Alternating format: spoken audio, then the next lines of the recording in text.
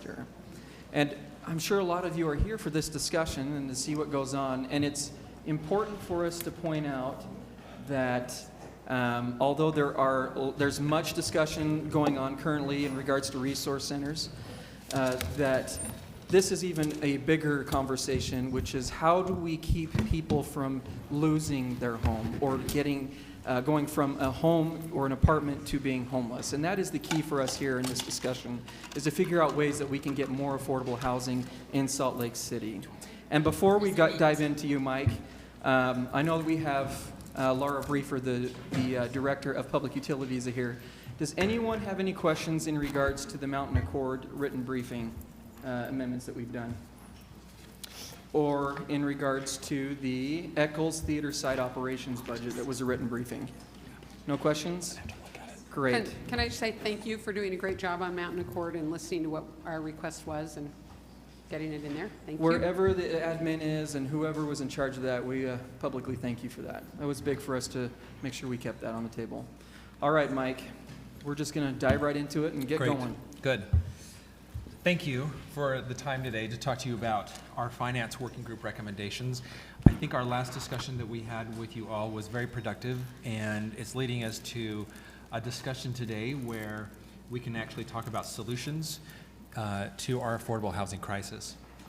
So we want to spend the majority of this conversation talking about those tools that this group came up with, but I do want to just cover a few things up front. As we talk about affordable housing, we all recognize that this is a significant issue that affects the lives of many men, women, and children in our city. The lack of stabilization in housing creates a whole host of other issues, and you address that in your op-ed in the Tribune, that unstable living environments, lack of housing security, have longer lasting effects. And if we don't, if we don't address those now, it's going to cost us more in the long term. If we continue to use the same tools and the same funding sources that we have, we will continue to lose affordable housing. We will gain nothing. We're not going to get ahead. Even with the small increases that we're seeing, and which we're very grateful for, it's still not getting us ahead of our need. So a complementary and a comprehensive set of tools is needed that, if they are used strategically, can impact our housing crisis, but as the cycle of poverty as well. So I wanted to just quickly update you on some of the things that are going on in the city now. These are the incentives or the policy that we have now.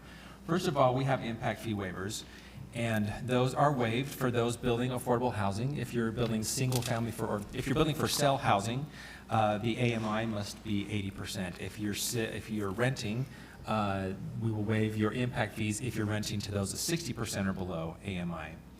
Building permits can also be waived if you are a nonprofit.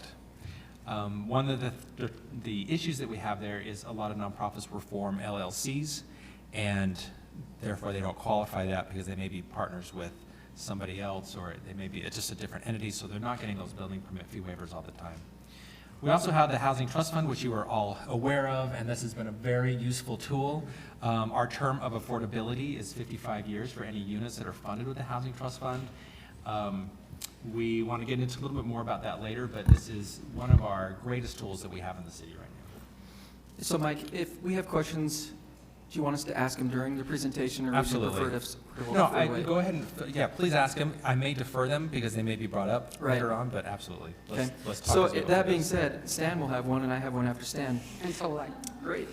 So Mike, one of the things I think would be incredibly helpful is as you're going through your presentation, or if you need to do follow-up, either one that's appropriate, where we have opportunities to modify ordinances that could impact, and I'm seeing immediately with our impact fee waivers, we might have some flexibility there, and we may also with our building permit fee waivers. So if you could help us identify what's in code, what's administrative practice, what could the council do in the way of ordinance modification as we talk through this, that would be really helpful. Absolutely. We have some of that for you today, more high level, but we can get down into the details.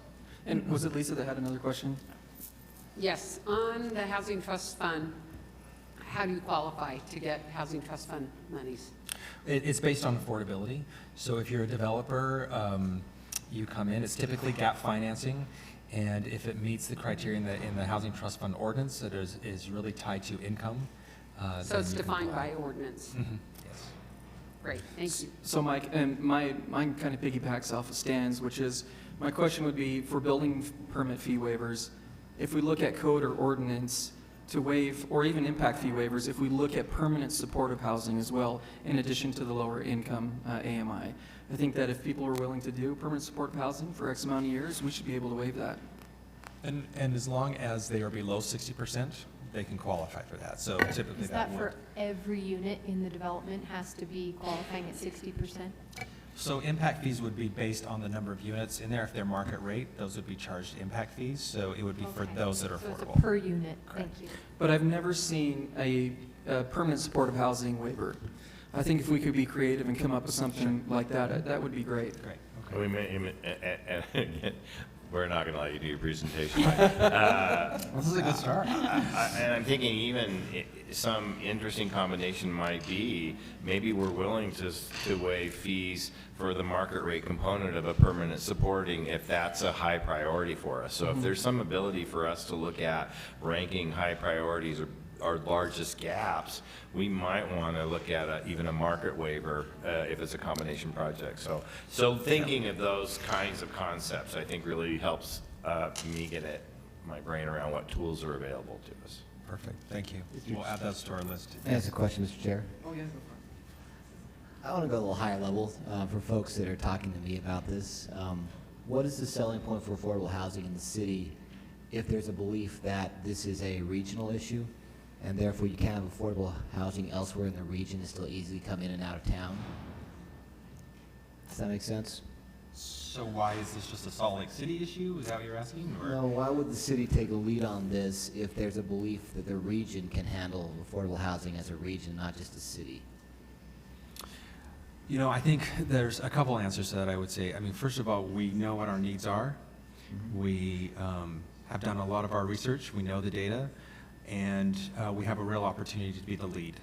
And we hope that by what we're doing here, others can follow suit. It's really important for the city, because we've been working on this for a long time, and we've done some things here and there, but to really take that first leap and do something monumental and something that's truly impactful. It is a regional problem, and everybody should participate in this. Not everybody is. And there are some cities who are making it zoning or doing zoning, so it makes it very hard to build affordable housing. We don't want to be one of those. We want to be the lead. We want to show how we can do this and make a real impact. Hopefully, as we do this and we can show success, that we can get other leaders on the county and state level to start doing more and requiring more out of our neighboring cities. And you'll notice that many of our recommendations are both local and regional in nature. So the working group really did think about large-scale and small-scale solutions to this issue. I just asked that because I'm not opposed in any way to this, but for a lot of folks talking to me, they're very excited their home values are going up, to be honest with you.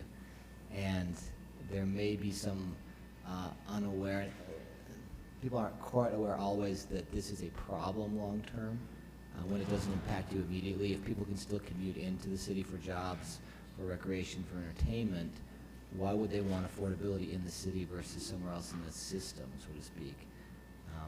So as we go forward, it'd be good to keep addressing that question for folks. Okay. The RDA is the primary funding source for the Housing Trust Fund. And you all know that every year a certain dollar amount is allocated to the Housing Trust Fund from the citywide housing. Since I've been in my position, that has ranged from $120,000 to $900,000. So it's been a range. Some years are certainly better than others. We look forward to this year and the increase that we're seeing there. We are also working much closely with the RDA in terms of identifying need and partnering on projects. And Justin Beliveau and his staff have been fantastic to work with. We've made some real progress, and we hope to see that improve. But also to, I'm really encouraged by what we're seeing there. And as we look at projects together, they've come to us and say, you know, hey, help us with the affordability needs. Sharing that data with them has helped guide them in their decisions. Likewise, there are other projects where the city, where the RDA may be able to purchase property, and the Housing Trust Fund may be able to fund the affordability. So there's some really good partnerships that we're seeing happen with the RDA. And Mike, what else can you do to work, more collaborative with the RDA? Are there things that you're doing or you're going to start doing to make it a little bit easier to function? I think we are doing them, and I think you're going to see more and more of that come through as they present projects to you and as we present projects to you. So it's like I mentioned, sitting down first of all and looking at what the needs are, particularly in their project areas. And when they have sites, say, okay, we can show them what the income levels are, we can show what the housing gaps there are, and then how those need to be filled with their project. They're a great funding source for the city. They are able to subsidize land better than the city can, and so that's a real tool that we hope to use in the future. And then using the Housing Trust Fund to provide financing subsidies for affordable housing. Real quickly. And council members, I had a request to make sure you speak into the microphones. Thank you. I appreciate that you can talk about how the RDA and HAND can work more hand in hand. We need it hand in glove. It's no coincidence that we're looking at least 4.5 million for affordable housing in the RDA, and that at the same time we're hearing all of this from you and marching the housing conversation along with the Homeless Resource Center conversation, because we must, and we have the opportunity to do that. But I mean, at this point it's rhetorical. I don't want you to respond to it right now, but we need HAND and RDA to be better than hand in hand. We need hand in glove. Because Agreed. there's no time for us to miss opportunities or fail to exercise funding, or, we're looking at the RDA budget just this month. We need to have a lens of our housing opportunities as we look at every number in our RDA budget, because this is our priority this year. So help us. Okay. Thank you. Completely agree and appreciate that. I think I am feeling more encouraged than I ever have been with our relationship with the RDA, so we'll continue to push that. I want to lead into the finance working group. This was a group of professionals that we convened earlier this year who are all involved with affordable housing to one degree or another. They met over a 2-month period for 6 meetings. This group, first of all, sat down and identified impediments to affordable housing. They talked about tools and resources that could be used. And as groups, they sat down and they did individual case studies, did case studies with actual projects in Salt Lake City. So they made this real. They said, if we do these projects, what are the tools we can actually use? How would those tools work? And then they narrowed those tools down into 3 areas: funding, resources, policy changes, and incentives. Here's just a quick, I'm not going to go through all the names here, but you can see who was on our board or in our group. This included people from CRAs, it included National Development Council, Utah Housing Corporation, who oversees the tax credit process. We had developers on board, we had members from our Housing Trust Fund who met there, and then we had a number of city staff from HAND, the RDA, and from and Marina Scott, who's our treasurer. Mike, Okay, yeah. can I ask why Jessica Norrie from ArtSpace was not included in that work group? I mean, she's the queen of new markets, so I just assumed she'd be perfect. She is the queen of new markets. We were looking at low-income housing tax credits as Okay. opposed to new markets. We consult with Jessica regularly. I meet with her once a month. She's a fantastic resource.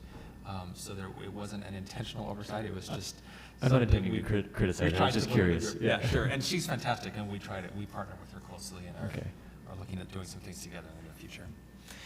Quickly, overall findings from this group. First of all, and I think this is really important, the working group determined the subsidy amounts needed for the development of affordable housing. And those really range. I mean, they range based on your location, they range based on your AMIs, the land values, et cetera. So they're kind of, there's a range here, but you'll see that as we get into these, we can more clearly identify those price points as we talk about specific areas.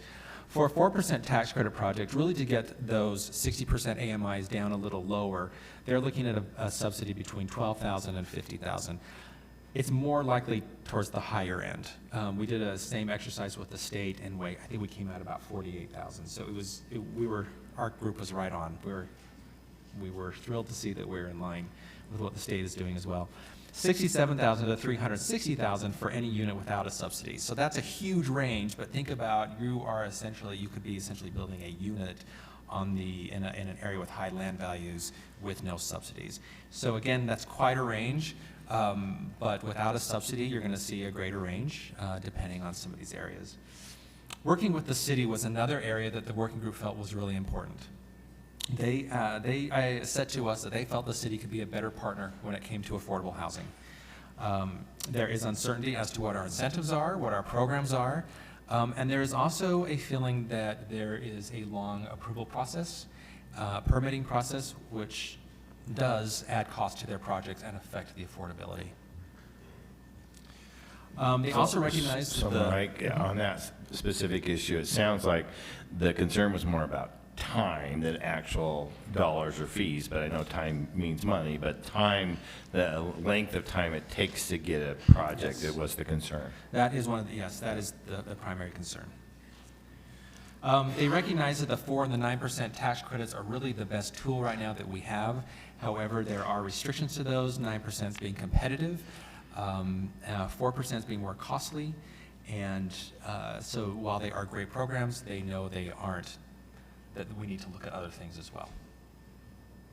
Also, comments came about small acquisition and development in the city, that the combination of our housing costs, our land values, and our current zoning make medium density affordable housing expensive and sometimes prohibitive.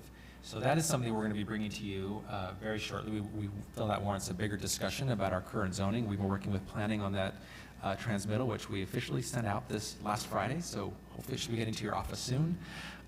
It's going through the mayor's office, and then it'll reach you all. And then the Salt Lake Housing Trust Fund, again, that they recognize this is the greatest source, but did discuss that we need to find a way to make the fund sustainable. Okay, so we want to look at a bold plan to move forward, and we've talked about this for a very, very long time, and we're really excited to bring this information to you today.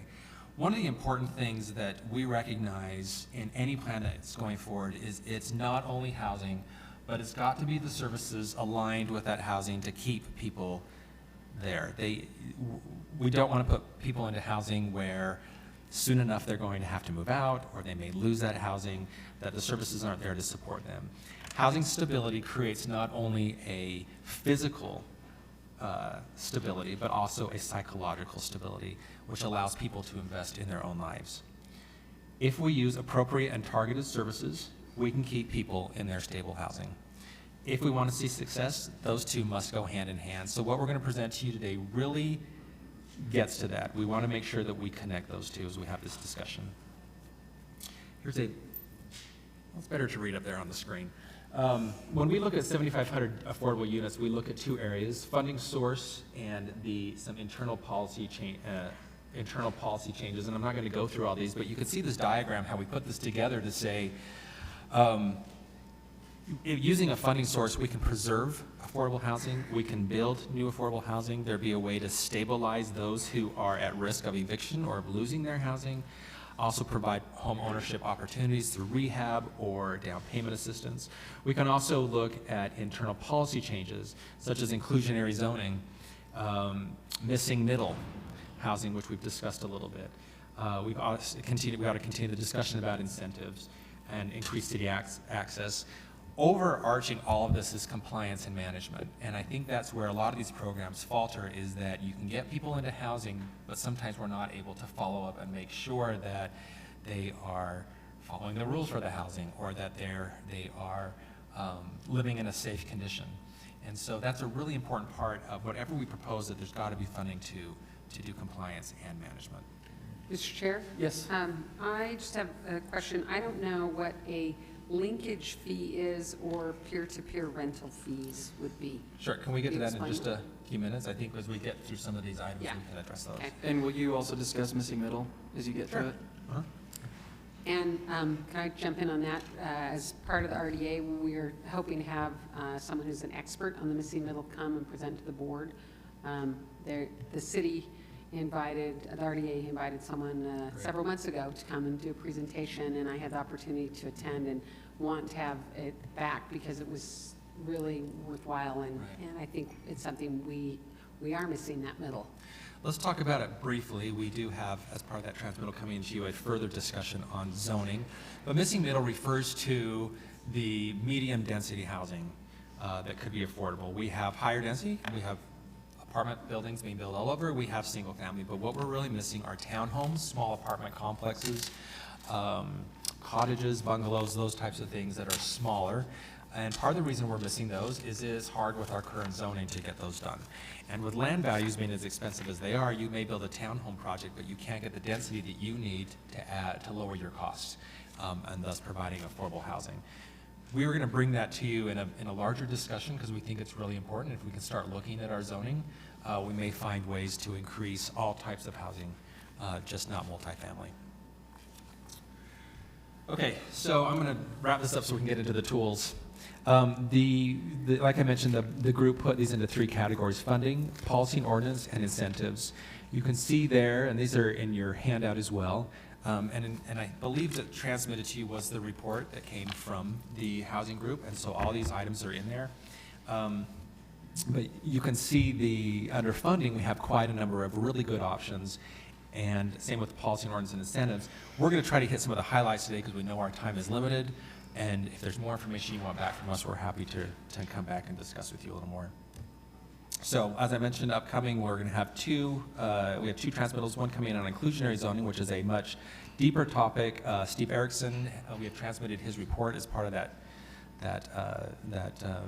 transmittal, so you'll have that, and we can go through that as well as our missing middle zoning changes discussion. All right, so I'm a little winded, tired of talking, so I'm going to turn it over to Melissa to introduce the first funding tool, which is a tax levy.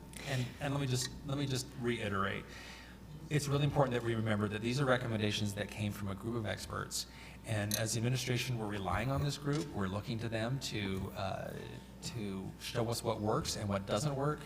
And so we're taking their word and from our own experience, helping them. This is how we've been able to come up and refine some of these solutions. So working with a group of bankers and developers was challenging, but we did get out of the box, which was nice because we were able to think about things in a really big way. And one of the things that came out crystal clear was the need for a funding source. With tax credits decreasing among other federally funded sources, HUD sources decrease every year, we know that we've got to find a better way of funding these projects that's sustainable. And so as we focused on this presentation, we really tried to pick out the things that we felt the Finance Working Group felt most passionately about in terms of impact. And so while we won't cover every single tool in the report, we're kind of highlighting the things that really the group stressed as a whole. And the first of those was a tax levy. So one of the reasons that this is so appealing is because it is consistent. And it goes a long way. I'll talk a little bit about Seattle first because I think it's a good example of a best practice. They did their first levy in 1986. They did a general bond, a general obligation bond before that. But since then, that levy has been approved by voters every 7 years and has increased, which tells a story about how important affordable housing is not only to policymakers like yourselves, but also residents who are willing to check the ballot to support this effort. And I think Salt Lake, we hear a lot of the same discussion in our community about the need for people to be able to live here. So this really provides a proactive approach, which was another thing that came out of the focus group, or the working group, was what can we do to make a difference, and where can we get that impact? And while there are solutions that are statewide or nationwide, what do we think Salt Lake City has the ability to do in a way that will make a difference? And that is not only about the ability to create a funding source, but to manage it well and to make sure that the dollars that are being put out are meeting the needs that we see, and that we can be flexible and we can change with our environment and change those needs and have communication with our voters and our communities about where that money goes. They also thought that a levy was preferable to a bond because of the way it could be leveraged. So with a tax levy, we can recycle those dollars over and over and over again, where a bond, from my understanding, tends to be more restrictive in the sense that it has one purpose and then it needs to be paid back with that debt service accordingly. And so, in fact, we think that these dollars could actually go further from year to year through loans and grants, et cetera, as opposed to just one-time money out the door.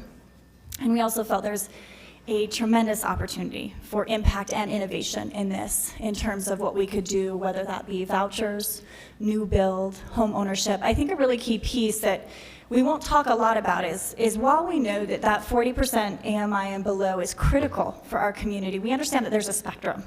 So once you get to 45% AMI, where do you go? And 50%. And so the working group also really talked about how do you go from exiting homelessness to first-time homeownership. And while those dollar amounts vary, with a source like a levy, you can really begin to think creatively about the whole spectrum of housing, which meets a variety of needs depending on where you are in your stage of life. Can I ask you just a specific around the Seattle's best practice? When they did their levy, did they set it up to automatically expire every 7 years? Is that why we're seeing a 7-year renewal? And so then they proposed new dollar amounts every time that renewed. And do you have any information about the voter support and the education program that they did there? That would be really helpful, I think, going forward.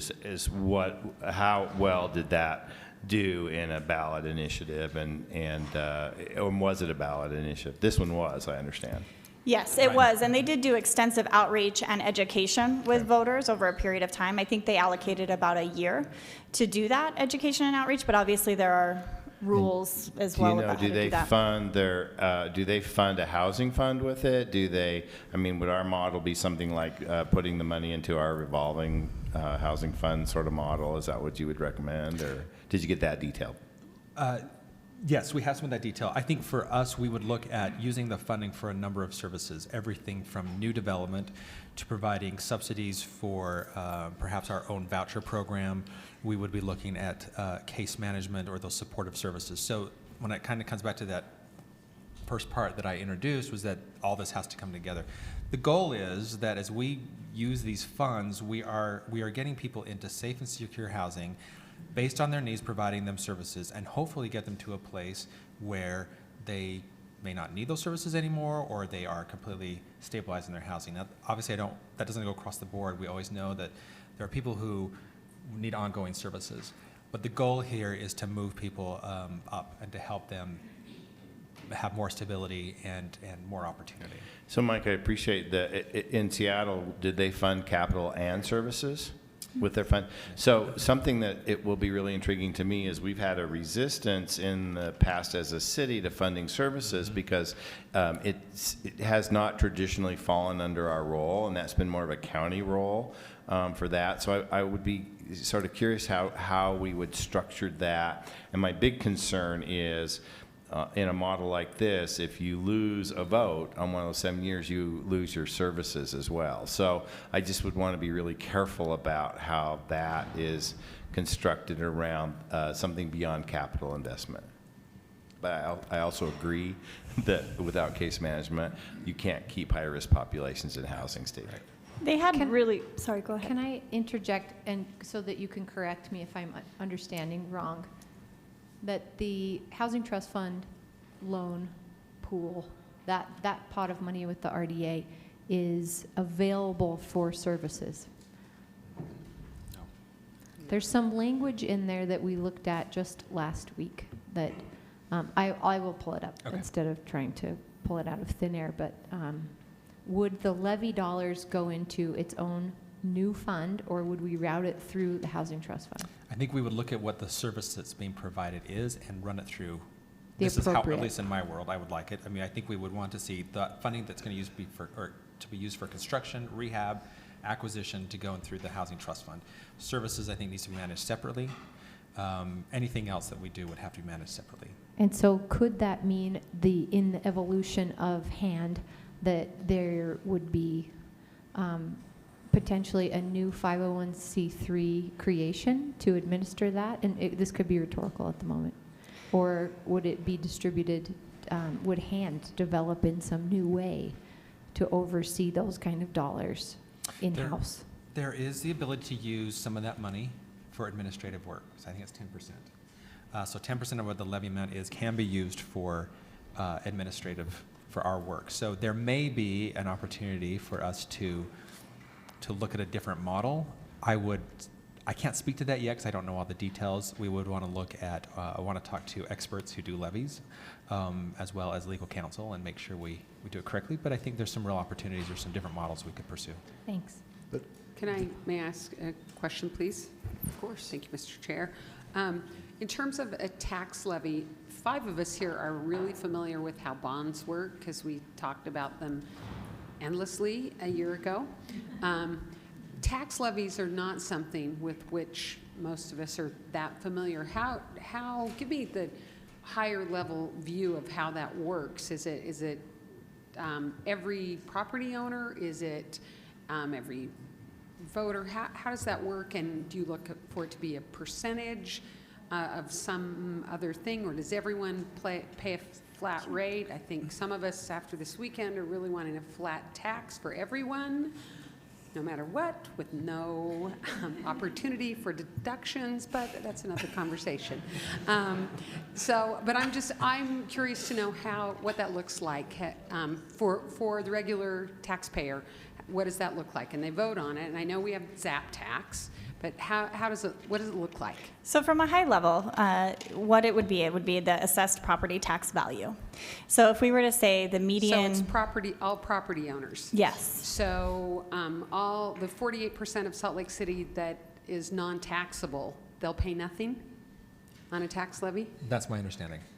Okay, so once again, they don't have the state, the church, the university, the nonprofits pay nothing to help We will with this. clarify, but that's my Okay, understanding. all right. That is Okay, my go on. understanding. So if you were to think about an average, the median sales price right now in Salt Lake City is about $228 or $238 for home sales. And what that would result in, for example, an $80 million tax levy would be about $10 a month. So about $120 a year for that median price. So just to give you a sense of a cost, that would be one example. And for a home that's about $430,000, you'd be looking at about $14 a month. Okay, that's helpful. Is there any way that we can figure out to capture a contribution from all those non-property taxed entities? We will look into that. Okay. See if there's a way to do that. Because it's such a frustration that we can't get any help with infrastructure from all of those folks, and that property owners that don't pay taxes don't help us with this. Thanks. Right. Charlie? Yeah, one thing to look at where we've done this is the street lighting fee. The main reason that we went that route as opposed to and separating out from the general fund was so that we could assess that fee on all non-property tax paying entities in the city, which is why, so even though people see, a $3 a month fee on their utility bill, it's a heck of a lot less than it would be if it was just hidden in your property taxes because of the vast, the huge percentage of non-property tax paying entities in the city. So to Lisa's point, that may be something that you look at rather than just your standard property tax levy. Okay. And we have a question from Andrew. In the other examples you brought up, Seattle and others, how does the housing authority, the local authority, either the city or the county, factor into these levies and allocation of resources? They work very closely, and they work very closely with their housing authorities, but they also work very closely with their tax credit allocating body. So ours is Utah Housing Corporation. And we obviously think that that's a great model. I think what the levy does is provide an opportunity for real conversation about where dollars should go to impact housing. And we don't want to recreate, we don't want to be a housing authority. But what we do want to do is make sure that we can work with our community to provide a resource that's well managed, has a compliance structure to make sure that properties are well taken care of, that we can demonstrate impact to those that are paying for this, and be able to report that out in a collaborative and administrative approach. I think we've got partners in place. We have housing authorities, we have nonprofit developers, we have for-profit developers. Over the last few years, they've really even come together more than ever and been a great partner in building affordable housing. They understand the restrictions, and there are restrictions. There are things that make it very difficult. So using this kind of a funding source allows us to have more flexibility to strengthen our partnerships. And we may be looking at, maybe there are new groups that need to be formed to better address our needs. Certainly the Housing Authority and all these different groups are important and significant partners to us, and this is, I think, a great way to strengthen them. And I think when we talk about working with public and private partners, I think there is a willingness to do that, but it's a different conversation when and we see this when we subsidize through land, right? When we have a chip in the game to say, this is what we're willing to do, but we need you to meet us halfway, and that's what this looks like. And so creating something like this really allows you to be part of that conversation in a proactive way, instead of hoping that you have the opportunity to talk to a developer about how to subsidize their units. Do they use this levy in, say, Seattle or other places for the full spectrum, or just target certain parts of the housing spectrum? Generally, we see it in 4 basic categories, and that's sort of prevention stability, right? So that might be foreclosure prevention for single-family homes, or it might be eviction prevention for people in rental units. And then you sort of have, and that also includes people exiting homelessness, et cetera. And then you have preservation, which we will talk about a little more as we go on. But what does it mean to preserve affordable housing in perpetuity? And then you have new development, which encompasses making sure that we're creating additional units to complement our growth as a city. And then I think the last thing is really sort of that maintenance stability. How do we,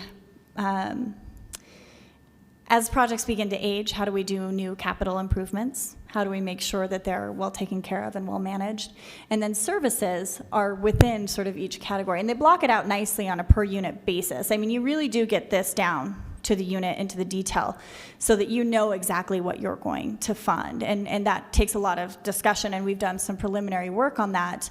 But the idea is the full spectrum. And I think that's a compelling argument for a community too, because you're really going from exiting homelessness to homeownership. So when you have the figure of $48,000 per unit subsidy you talked about as an example here to subsidize it, and Seattle has 37, they set that arbitrarily based on what they want to address, and we would address it similarly. So our $48,000 per unit may not be 48 at some point. I don't want to get hung up on that Sure. that dollar amount exactly. For that 37, we just basically took their bond or their levy and divided it by the number of units that they want to do, which the number I wanted to show you was that for $37,000, they're doing a lot, and I think we can do the same thing. Okay. It's an average, so we're going to have, there may be higher subsidies that are needed, and there may be lower subsidies that are needed. So our average is, it could be anywhere from $40,000 to $50,000. Now that $48,000 is really to take a 4% tax credit, subsidize those units so we can get some of those units down to 30%. On a new unit you're talking about? Excuse me? On a brand new unit, a new build? Okay. And that already has a subsidy of a 4% tax credit. Sure. So, and it ranges, because if you do some services and you're really subsidizing somebody's rent for $200 a month so that they can get back on their feet, that's very different than paying 100,000 units to make one unit affordable for 55 years. So I think that's where the average comes in, and that's where you really need to look at what the need is and where we think we could leverage our money for the greatest impact for our community. Thanks. Let me just add one final comment to the tax levy, unless you have other questions. We've had a lot of discussions about East Side and West Side housing. And we understand that many on the West Side can see or feel or believe that there is a lot of affordable housing either already in their neighborhood or more coming their way. Part of that discussion is what's happening on the East Side. We don't see much affordable housing happening on the East Side. We have talked with you before, as we talked about our consolidated plan that's called Neighborhoods of Opportunity, of how important it is to have all housing types and incomes in all neighborhoods. And we're not seeing that on the East Bench. And so looking at a tax levy would help us provide some funding to acquire properties or to provide subsidies so we see more of that affordable housing in all areas of our city, and thus helping those who are struggling to be in areas of higher opportunity. Mr. Chair. It's Derek. So on this topic of funding, a little bit aside from the levy conversation, when it comes to the city's housing trust fund, as you mentioned earlier, it seems like we're relying on tax increment as the primary funding source, right? I went to this really interesting conversation that Crossroads Urban Center put on earlier this week, actually late last week, about housing trust funds. And they gave us this great list of communities around the country and how they find dedicated revenue streams for their housing trust funds. And a couple that stood out to me that I feel, just looking at it, might work well for Salt Lake. And things like document recording fees or a hotel/motel tax. There's a fee for demolitions. And by the way, we're looking at our demolition ordinance as we speak, so that is something to consider.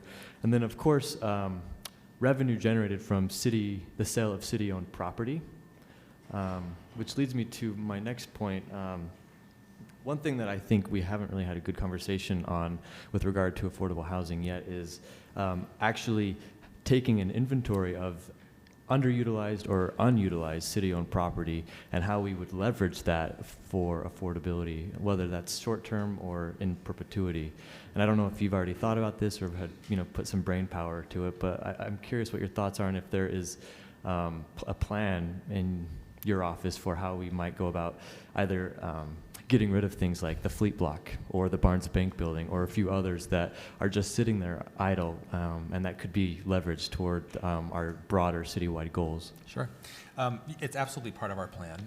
You know that the Northwest Pipeline building is, we finally finished our negotiations this week, and they applied for tax credits yesterday. So we will keep our fingers crossed and hopefully see some new permanent supportive housing there. Great step towards providing affordable housing in our city. Barnes Bank RFP is about complete. We've been set back a little bit because of some other important issues going on right now, but that is just about complete and about ready to go out. That will include a mix of incomes. We're trying to target AMIs at 40% and below, so we could see some more affordable housing there for lower incomes. Fleet Block is not idle necessarily. There is cleanup going on. Matt Dahl has been working on, there's a lot to that project. It's not quite as easy as just putting it out to the market. There are utility issues, there's site cleanup, and he is working through all those. It is on the priority list. We're trying to get Barnes Bank out next, and then Fleet Block is following right after. So I think my point is we have looked at these properties, we do have an inventory, and trying to, given our bandwidth, trying to prioritize those and get them out.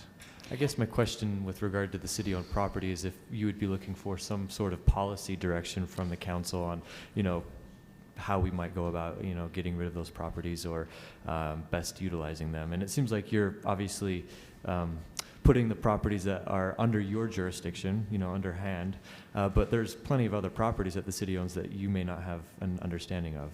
We have inventoried all the city properties, and we know who manages which properties. So we know everything from medians to larger scale properties. So we do know which ones we could take out to the market and which ones we can't. We also keep some of those properties for future CIP projects, police or fire, in particular projects where we need to build, say, a new fire station or a police precinct. So we try to keep that balance of what properties can go out to for residential use and what properties may be better suited for business or city purposes, public purpose. The one tricky thing that you brought up in your question at the beginning was, where does this funding go? Anytime we sell a city-owned property, right now that funding goes into surplus land and has not been used, at least to this point, and I don't know if there's anything prohibiting it, for purchasing property for residential. So that is something that I think as we look through the ordinance, we would want to explore and make sure that we could, if there's maybe another place that money could go, or could the city have access to surplus land to buy property for affordable housing. So Mike, if you could follow up with that, that would be great, and give us a heads up. And I need you to kind of wrap it up. I know there's a lot more questions, but Good. Yeah, we're we've got a following lot. your lead. And council members with questions that you have, let's submit them to Mike, and we can Great. get them done. Let's have them wrap it up, and then we'll go have one more question each if you've got it. I think you were leading into a great question about preservation, though. And one of the things that we always want to consider with land is once it's gone, where do we get the next piece? And when we think about long-term strategies for affordable housing, I think it is absolutely critical to think about preservation long-term. To many of my developer friends, 55 years seems like a lifetime already, and I know it does to many of us in this room. But when we think about affordable housing and the crisis we are in, we also understand that there is no long enough when we think about that affordability, because markets continue to increase and housing continues to become less and less attainable for our community. And so when we think about that, we think a really great and critical strategy is a community land trust. And the purpose of that is really to commit to preservation of affordable housing in perpetuity. One of the things that just to be brief, but I think it also does, is it gives ownership back to a community about what to do with that land. So generally it's set up either in a community setting or a nonprofit, and their purpose is to ensure that that land, house, multifamily unit is preserved for affordability in perpetuity, or until that community determines that there is a better, more fitting use. Now, this is a complex structure, but we do think it's critical for preservation. And I think one of the other things that's really important about this is it does span from also multifamily, so very low incomes, to home ownership. And while a common concern is, well, doesn't that affect market if you're selling things below market? It doesn't. There's formulas in place to make sure that as folks go into home ownership, they retain equity and move on. But also for people that are renting, it allows them a community and a stewardship model to invest in their community from a rental perspective, which is very powerful as we think about how to shape our communities going forward. That was quick, but. And then the last one really goes into what you were speaking of earlier, Councilmember Penfold, about what policy, ordinances, et cetera, should we change to make the city a more appealing place to do the business of affordable housing. And we spent quite a bit of time of that in the finance working group, talking about what is the cost of that. And it really is an incentive. And so there's a real distinction between fees, et cetera, and what impact you'd be able to make with that money versus a levy versus an incentive. This is something that would really be enticing for developers to want to continue to work with us on affordable housing. It would also help us attract those 9% credits and 4% credits to make sure they're coming into our community as opposed to other communities. And it would ultimately save money. One of the things I'd want to touch on specifically was the idea of an affordable housing ombudsman, which would really be there for affordable housing developers to help that developer through our process, similar to DRT. But in addition, they really talked about a decision-making body that would have the authority to waive certain fees depending on the affordability that they were bringing to the table. And so that can be driven by a higher policy ordinance, et cetera, or by some other source. But they did feel that this would be an extremely powerful tool that could be easily done at little to no setup cost. You still do have a compliance issue, and I think that bleeds through all of the things we're talking about as we think about long-term strategies, is how we make sure that we do compliance and management. So one of the really important parts of this item, and we heard a lot about this from our developers, is that there can be a tendency to go from place to place to place. And that's a lot of extra work. And these people, and our developers are really working on a tight timeline, because when they are awarded their tax credits, there's a lot of work to do between the time they're awarded and the time they have to get those closed. And sometimes they're slowed down by our processes here. As we mentioned to them, what could we do to increase city access to make it better here for you? These are the exact things they talked about, if there could be a decision-making body. But one of the things they really liked was this idea of an ombudsman, and I know you've all spoken about this before, but somebody that is the point person, so they don't have to go to each and every room. They can go to this person, and that person will guide them through the process. This saves time, and it saves money for those developers. And when we mentioned that to them, they also, oh, we would love that. We would love to have something like that.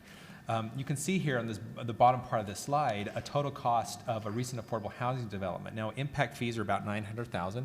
They didn't have to pay those because of the current suspension. They also wouldn't have had to pay those because of the impact fee waivers. But you can see some of the other fees they've paid. But the 5-month waiting period cost them $260,000. And if we could shorten that up, if there's somebody that could really help them to get through these processes faster, that's a savings, and that's another couple units. I know it doesn't seem like a lot, but that does add up over time. That developers are having to spend more time waiting and trying to figure out the pieces rather than just having somebody to help them through this process. I think this is could be a really useful tool. To pick up right where you left off, is there in Seattle or in some of the other best practice areas where they've been able to consolidate that timeline? Is there a way to ensure that you receive an exchange of units for time saved, time and money saved? That's a good question. I don't know if we know that, Because but that's it's something sort we of a can look sweet into. assumption Sure. to say it's a couple of units, but can we? Do we actually save them? Yeah, and do so they get more units? Maybe that's a follow-up to Plant, that whether or not we can, in making these kinds of investments on the administrative side for process, does it actually ensure that we're not just saving the developer money, but that we're getting more affordable housing out of it? Right. More of a carrot than a stick. I mean, I didn't sound like a carrot, but I meant it to be such. And working backwards, the Affordable Housing Ombudsman and some body who can have the authority to waive fees, you feel like that's something we could do immediately, well, as immediately as government wheels turn, and that it could evolve with whatever the process of funding becomes? In terms of having a position, that's something that would need to be funded, of course, but is something that we could do, I think, quickly.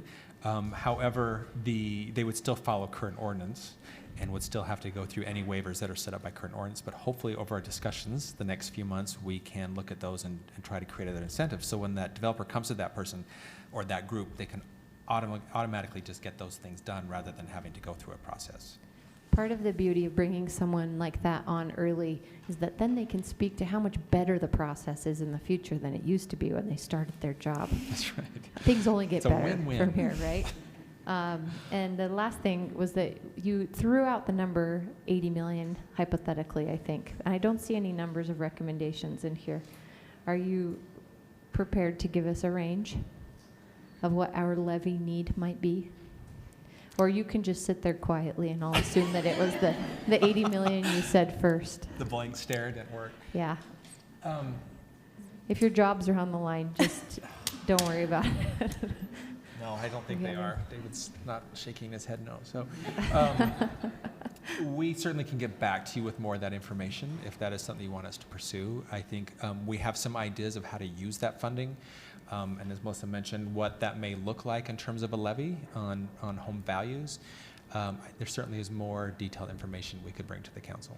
I really appreciate Councilmember Luke's idea of looking at different ways to incorporate that 48% that doesn't pay property tax, and whose, particularly from universities, their bread and butter need affordable housing, son of a gun, and we're, to enact a property tax to serve their bread and butter and not have them contribute would just be ridiculous. So I'll look forward to that, and I would look forward to a number also. Perfect. And if you, to my peers, when we get to the RDA meeting where we're talking about at least $4.5 million, like, I think it's really exciting that we could look at that amount of money as a bridge between here and a levy, which takes time and goes to a ballot and isn't necessarily a sure thing until the votes are in. But that money could be a bridge for us to begin work on this right away. Thanks, Thank you. Mike. Thank you, Thanks, Aaron. Melissa. And Mike, I just want to, you and Melissa want to thank you for your efforts that you've put in Mr. Chair, here. Yes. can I Councilmember just Kitchen. ask 2 questions really quick? Real quick. Okay. When I'm looking at these incentives, there's 2 things that I would like you to look at and come back with, and they are related to planning. Lisa and I sponsored the Downtown and Sugar House parking study, and one of the really interesting takeaways from the preliminary data is that for every parking stall that a residential developer is required to build, approximately it increases rent by $225 a month. And so I'd like to know how we could address affordability by decoupling our parking or eliminating the parking minimums altogether. And the second one is exploring density bonuses a little bit more aggressively and how we might go about addressing affordability in that regard. And I have a couple other ideas, but I'll send them to you in an email since we're crunched for time. The land write-offs, that was one of them too, right? Yeah. The parking was an issue that came up with the working group, one of the very first issues that came up, so we will come back to you with some more information there.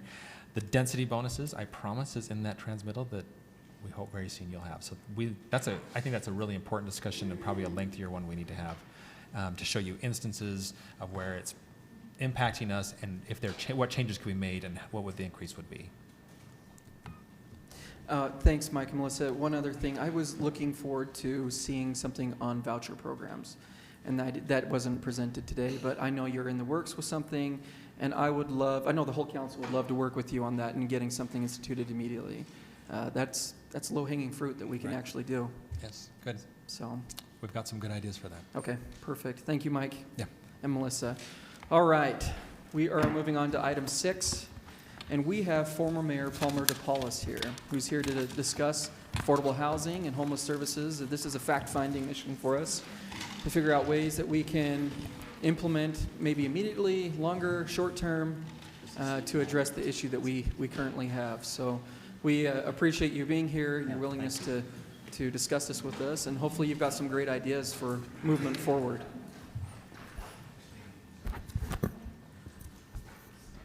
And of course, thank you for your continued work on site selection. That's always big time. We appreciate it and your willingness to serve. Thank you very much, Mr. Chairman. My name is Palmer DePaulis, and I'm very happy to be here again to share some time with you and talk about housing and homelessness. I was asked to just give you a very brief bit of history on my experience with these issues and then open it up to questions, because I think the more helpful part of this will probably be your questions and any way I can respond to those. I was mayor, began my time as mayor in 1985, and shortly after that, we had to deal with the fact that Salt Lake City did not have a safety net, a permanent shelter for any of our homeless people.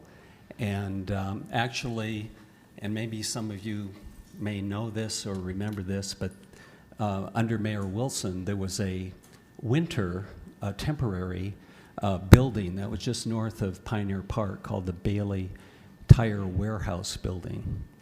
And it was used just to keep people in from the cold, essentially, so someone would not freeze on the streets. And that building was very small. It's still there, by the way, and I don't know who has it now, but it's a very good business, a going concern there. But in any case, that was what Salt Lake City had for sheltering the homeless. It was very clear to me, and I think to the community at large, the business community, certainly downtown, because most of the homeless were at that point spread out around the entire downtown, and there was just a lot of real concern for people, downtown businesses, people trying to come downtown, and it wasn't a panhandling kind of thing. It was just people who were trying to seek shelter. That was in doorways and, alleyways and anywhere on the street. So we began the process of trying to put together an effort to bring the community together to have a permanent shelter.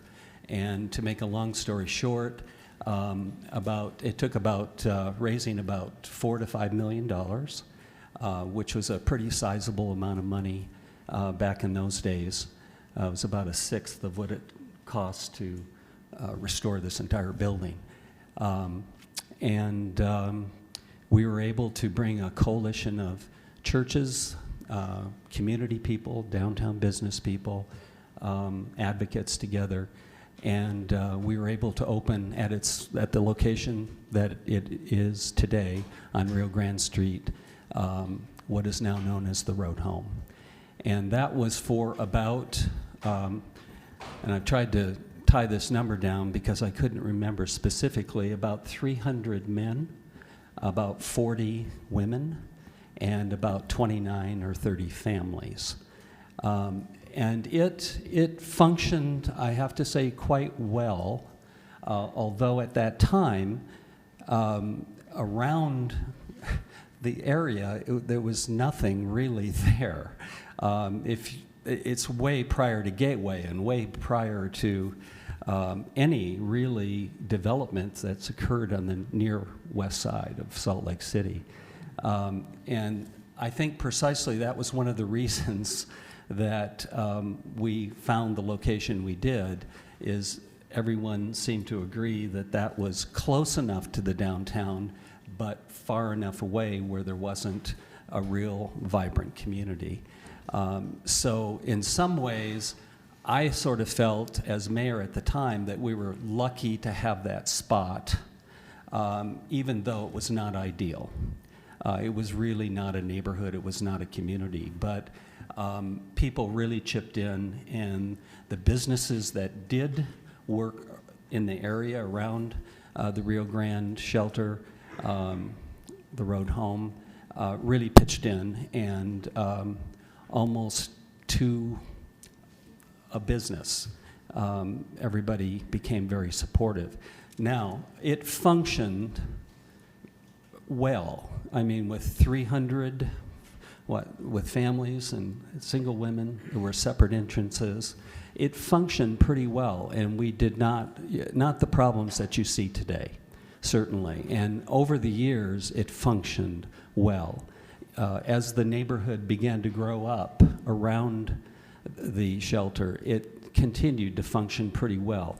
There were periods where there were, I just call them blips, there were drug activities that we see today that spiked in the area. And when that was controlled and taken care of, it seemed to, again, settle back down and function pretty well. What I think has happened, to bring us up to today, is that obviously the neighborhood has now become a very vibrant neighborhood on our near west side, and a very good neighborhood, and there are just a lot more people and a lot more businesses and a lot more activity, but there are also a lot more homeless.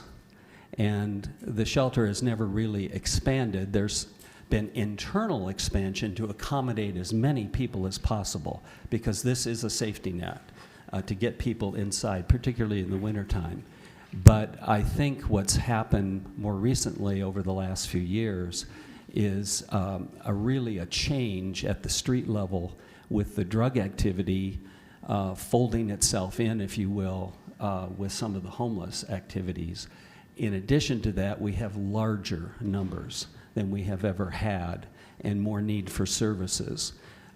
So we kind of find ourselves in this more crisis situation today around the shelter, and we're working on that. I could put my hat on as co-chair of the commission, the Site Selection Commission.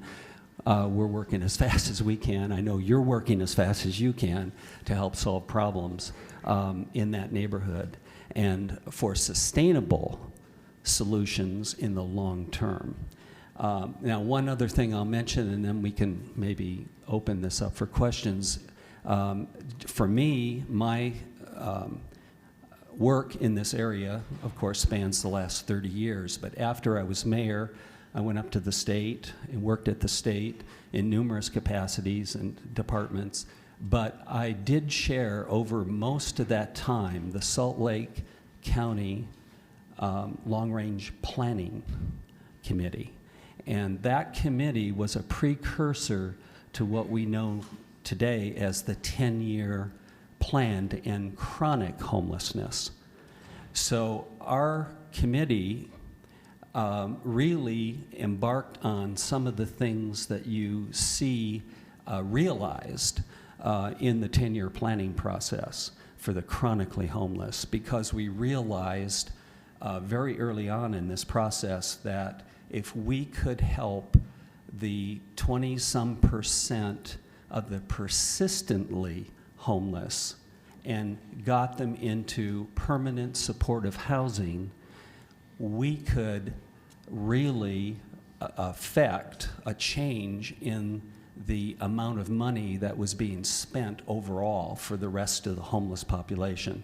So about 20-some% were using up about 60% of the money going towards solving the homeless problem. So that's why everyone stepped forward about 10 years ago under this umbrella of the federal 10-year plan to end chronic homelessness to really help the people who were persistently homeless, get them into permanent supportive housing so we could bring down the costs and really help more of the homeless that were just in the what I would call the all other category of being homeless. So I spent quite a bit of time with the county's long-range planning program, and then when it started into the 10-year plan, Salt Lake County's portion of it, I chaired that as well. So I've had kind of an ongoing relationship with this issue in one capacity or another for the past 30 years. And now, as you know, co-chairing the Site Selection Commission. So if that gives you a little bit of background, a little bit about the original development of our homeless response, permanent response for an emergency shelter, I hope that was helpful, and I can answer any other questions. So it's come full circle for you, Mayor. Yes. You're back here, and we're at it again. Yes. And we're just grateful that you're here with your leadership and able to lead out on this. Well, and I'm grateful that, I mean, I just want to thank all of you, because I think this is a moment in time where your attention, your commitment is driving the attention and commitment at the county level and the state level. This is a remarkable period of time where people have come together, and I just applaud you for your support of how we're moving forward, and knowing that we're at the epicenter of something that really, hopefully, will be a sustainable effort in the future for all of Utah. So thank you. Thank you, Mayor. So we're going to open it up to questions. And I know I'm looking at Erin, and she looks like she's eager, just ready. Okay. So we'll Sure. open with Erin, if that's okay with you, Mayor. Thank you. Palmer, thank you for being here. I believe you're 5 mayors removed now, right? We have Biskupski, Becker, Anderson, Corradini, and you before. Yes, that's right. that. Wow. And I probably have the grayest hair in kudos this to room. you. Thank you for being You're here. If we were giving out awards, your commitment to this city over decades Well, thanks. and commitment to a particular issue is unmatched in this city. So you can thank us all you want, but it's nothing compared to what you've done in this city and what you're doing, which is maybe a heavier lift even than it was 30 years ago. Well, thank you. It's really a team effort, though. I have to tell you, there are so many people and many who have done far more than I have, but I need to tell you, this has been a team effort. Well, let me give my thanks to the team that you've been leading and all of the others involved. But the credibility that you and Gail Miller have brought to that process and the inclusion and openness, I think has been monumental, and we are so lucky that you both agreed to help us through that process. Thanks. I wanted to thank you first, and second, I wanted to ask you about back at the beginning. Yes. At the beginning of time, we won't go back that far exactly, but did the city have any methods of predictive mitigation when you were siting a new shelter that you used? And we know that administrations change and programs get funded and unfunded and refunded, and Are there any nuggets that were really helpful in siting a new shelter in a community that we could use as we anticipate mitigation of future communities? What became clear to me at the very beginning of time was that it would be very important to have the community accepting of the facility itself. I think when this all began, this shelter, now the Road Home, was placed where it is not by any kind of community involvement. It was simply placed there because it was the best place it could be at the time that would be near the downtown and not, you know, away from the services that were needed. But it wasn't the choice of a neighborhood or a community, or it didn't have the involvement.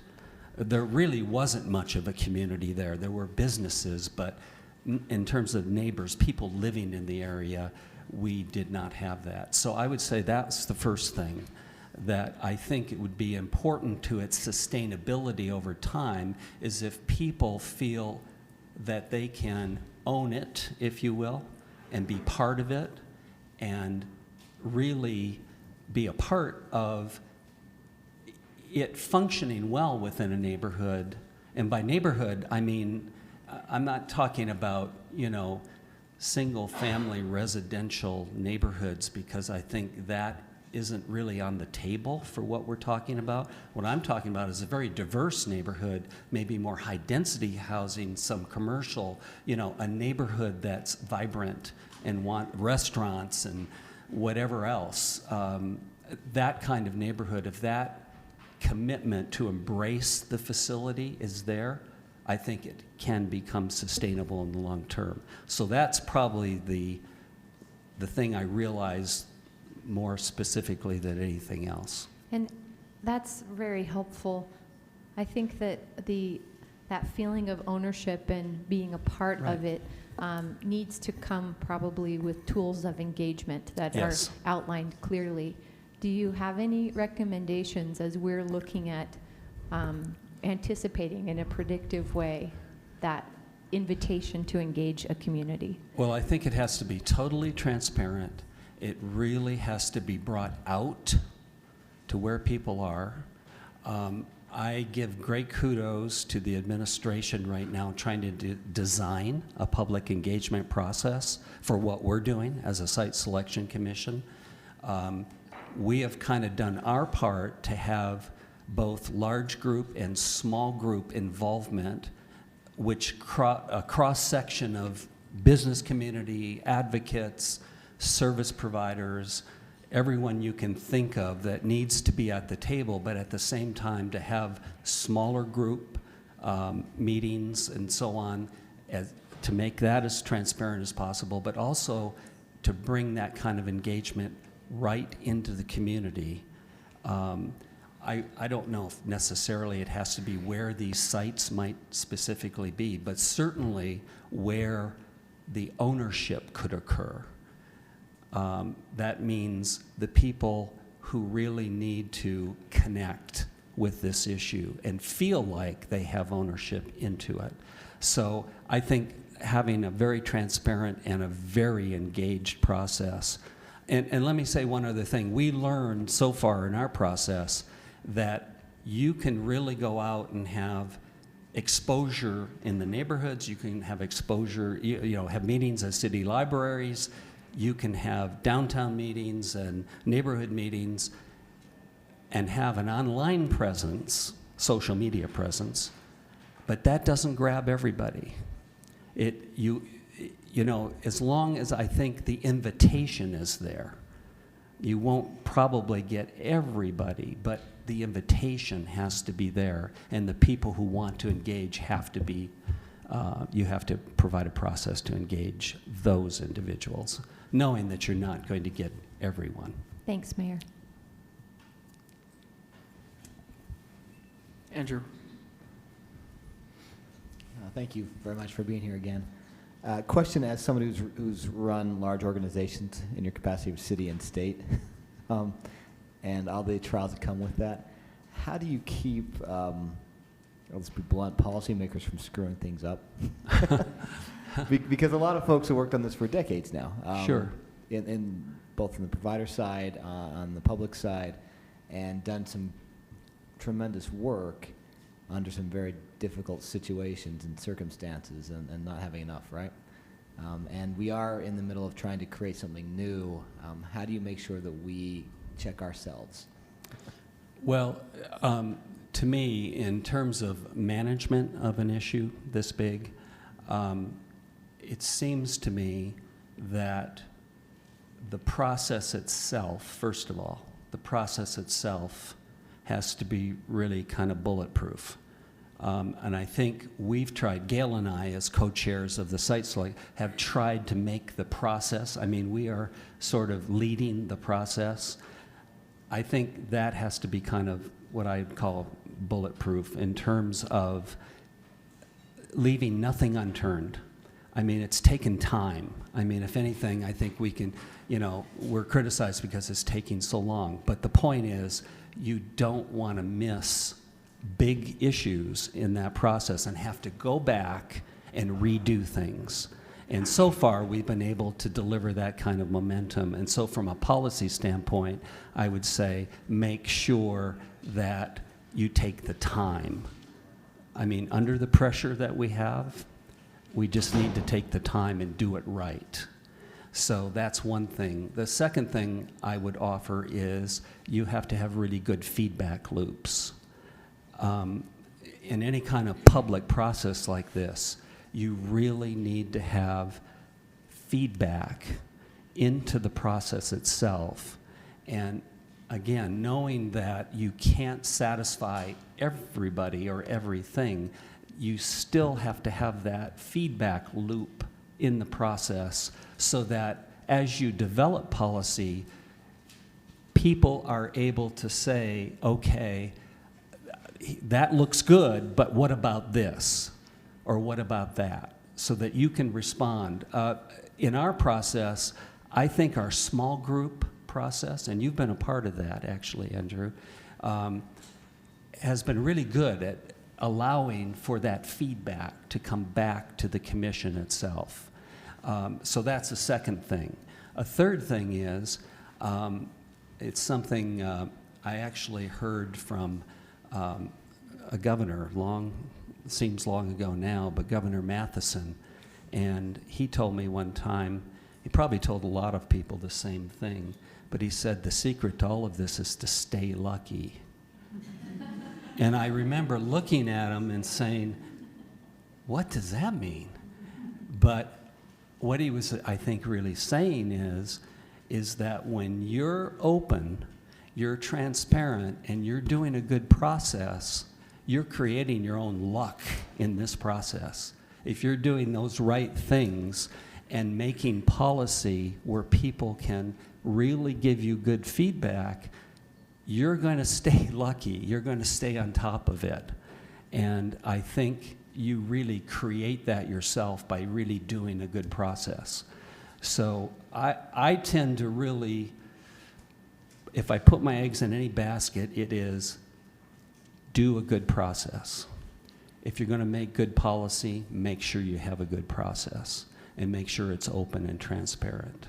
Mr. Chair, may I follow up a little bit on that? When you said you've got to have solid feedback, Yep. How would you define that? Because, for example, when the community outreach meetings were held this summer, sadly, in my district and Charlie's district, the way that the administration tried to reach people in our districts was pretty ineffective. Okay. And we had very poor attendance at the outreach meeting. There were more staff people there than community residents, and many of the residents who were there didn't live in our district. So what does good feedback look like? Is there a percentage or is there a number? Because if you're only getting a really small amount of people, it's not, to me, that isn't good feedback. But define for us what that looks like. Well, to me, and I recall that we had fewer numbers. And I remember thinking to myself, well, I know that people more towards the east bench are probably not as engaged to this issue as people are in the State Street quarter and the near west downtown, because That's true to a certain extent, but if they don't know about it, they're not going to come. right, because they're the ones really grappling with it. So in my mind, you have to really appeal to the people who want to deal with that policy no matter where it is in the city. So I think it's just the way you reach out and characterize the invitation, if you will, to get people there. I think it's going to be harder for some people to think about this issue when they're not confronted with it, either downtown shopping or downtown or living downtown. Well, If they're it's- confronted with it in Sugar House. It's there all the time. And that is maybe the way then I would lead into that invitation.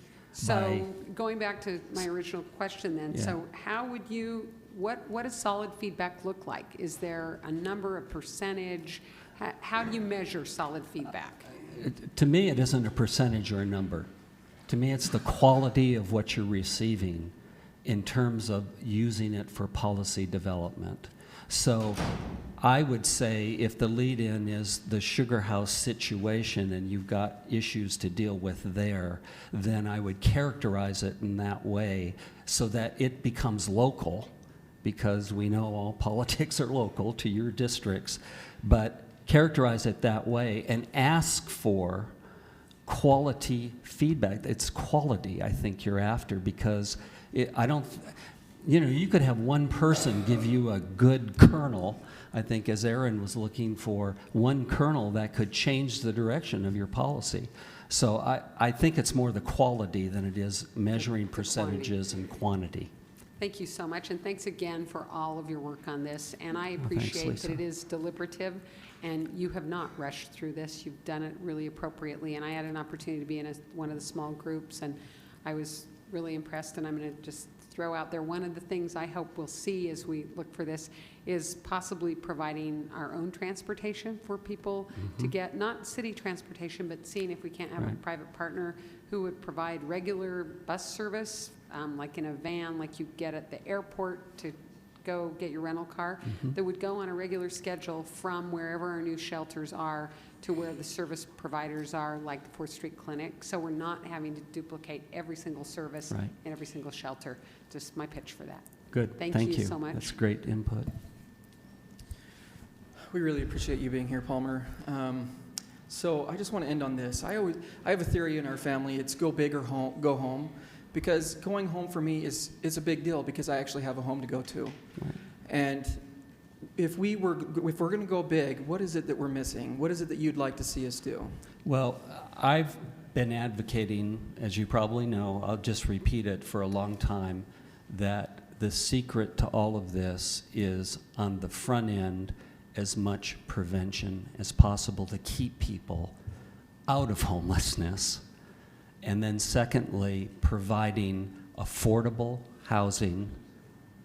I mean, we have such a lack of it and have had for a long time. I'm not surprised that we're seeing what we're seeing from that standpoint, but also supportive permanent housing, because that was what Utah is really receiving, and rightly so, kudos for the chronically homeless solution that we came up with, was permanent supportive housing. So the housing piece is just really good.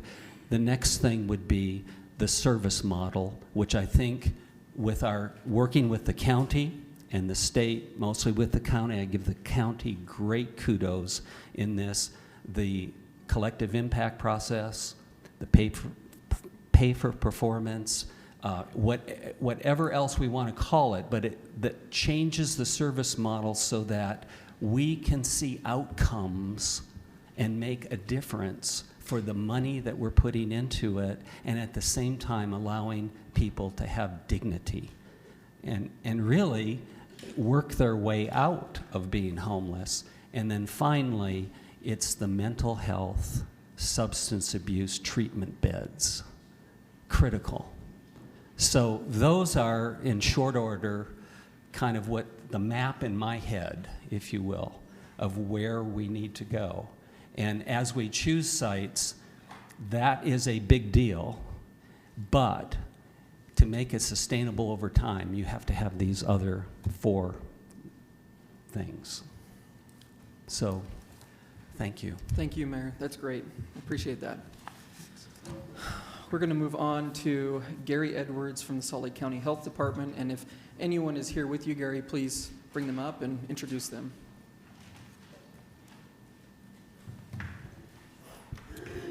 Thank you, Mr. Chairman. Would you like me to just run through the 4 questions? Let's do it. Okay, all right. And you know us, we're going to jump right in and interject. And Yes, I've Okay. had that experience with you before, Great. so thank you. First of all, And just pull them, like again, I'm going to interject, pull the microphone to you. Thank you. to introduce the role of the health department in this, we're a role of a regulator. Our role with housing is to assure healthy housing is available. And in order to do that, sometimes we end up having to close, hopefully just temporarily, some of the housing stock. So just to set that stage. The question, does the health department provide services addressing affordable housing, public order, or homelessness? Well, we're an enforcement agency, so not necessarily. But we are inspecting the hotels and motels that are around that are often used as affordable housing, working with those property owners to make sure that those units are in such a condition that we would want to have someone living in them. And as I indicated, this may indicate that we're pulling from the housing stock some units while they get brought up to a standard that we would allow. This includes motels. It also includes apartments that we might be made aware of. And it certainly includes any place that may have been contaminated with what we call our chemically contaminated properties. Our typical vernacular for that is meth houses. We assure that there is a process in place for those to go through a process of decontamination prior to getting those back out on the market. Moving on with what resources are needed to improve the current situation, when it comes to our role with housing, the resource that is needed is bodies. It is really hard for us. In the past, with the motels, we would go to a motel and randomly select a few units to go into, and these would be units that were not currently occupied. We're now changing that. We're going and getting into every unit, and that means sometimes needing to go to that facility numerous times so that we can get approval of the tenant before we gain access to going in and checking the condition of a unit. We need more bodies, more individuals who can conduct those inspections to be able to take care of that. One of the main responsibilities. Can I jump in on that one? Certainly. Is it possible that the Red Cross could be tapped for a conversation on temporary housing for those housed in motel units that are closed? Well, I certainly can't speak for the Red Cross. Have we ever talked to them about that? Or Have we you? talked to them? Uh-huh. No, we have not. Our relationship with them is when there is a need for emergency housing, and certainly this could perhaps come into that category. And so that is something that we could approach them with and see if that is a possibility. for staff, can we note that as a follow-up? And second, you said that you were checking in an audit format, sort of a portion of the units, and that's shifted to checking all units in some cases.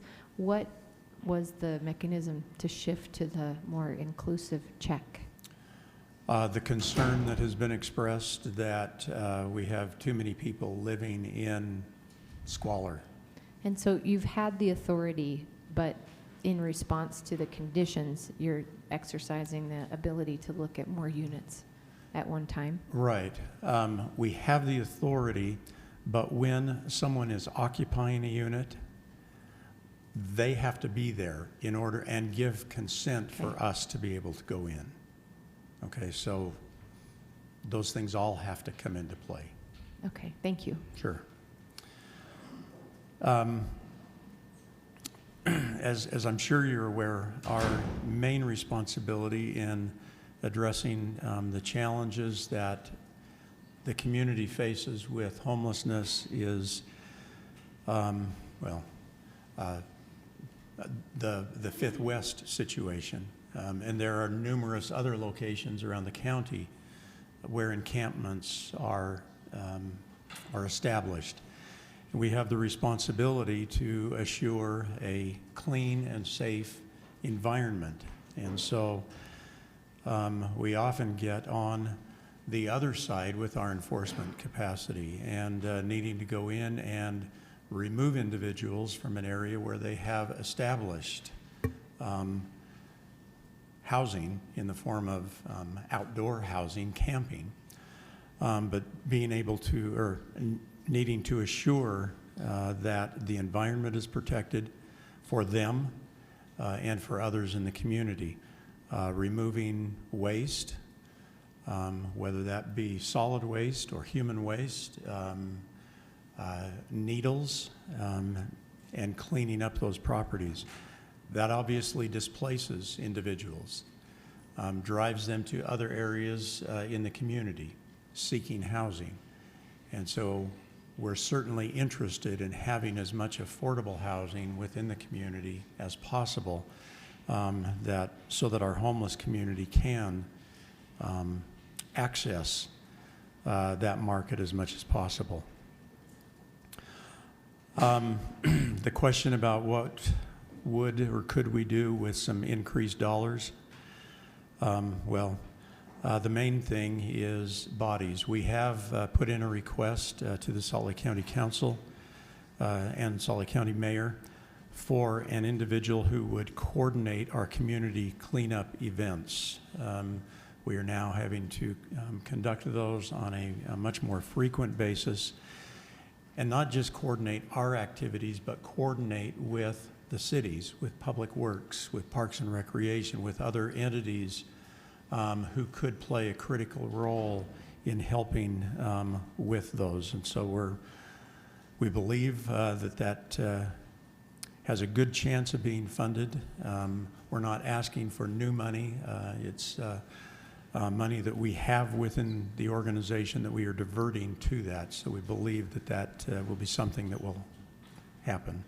Can you tell me, are your experiences that we're seeing more camps or larger camps, or what's the dynamic that you're seeing as you're being requested to go out and Both. sort of assist? Both those? Both more and larger, yes.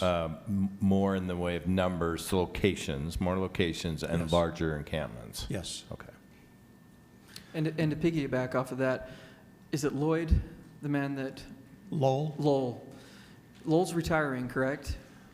That's what I've heard. He's been with us for 53 years. Oh, that's so- going to be a huge loss because he does such a great job. And I know that because of the increase of encampments, wondering what's the process of looking at funding more individuals to focus on Salt Lake City with the contract that we currently have with Salt Lake County? Well, that's what we're trying to do by increasing. Funding from us, the city would fund more to have you Oh, supervise more individuals. I'm not here asking for that. Well, I know, but So we may see it across the city. May I suggest that it's not a bad course of action?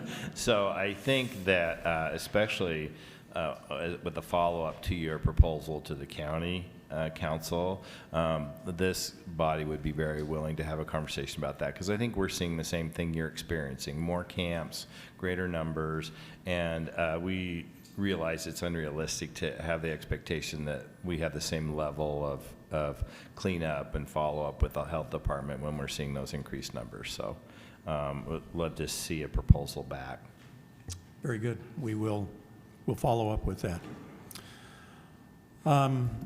And then the final question was, what can the city do to collaborate with the health department to expand efforts? I appreciate that offer. We will follow up with that.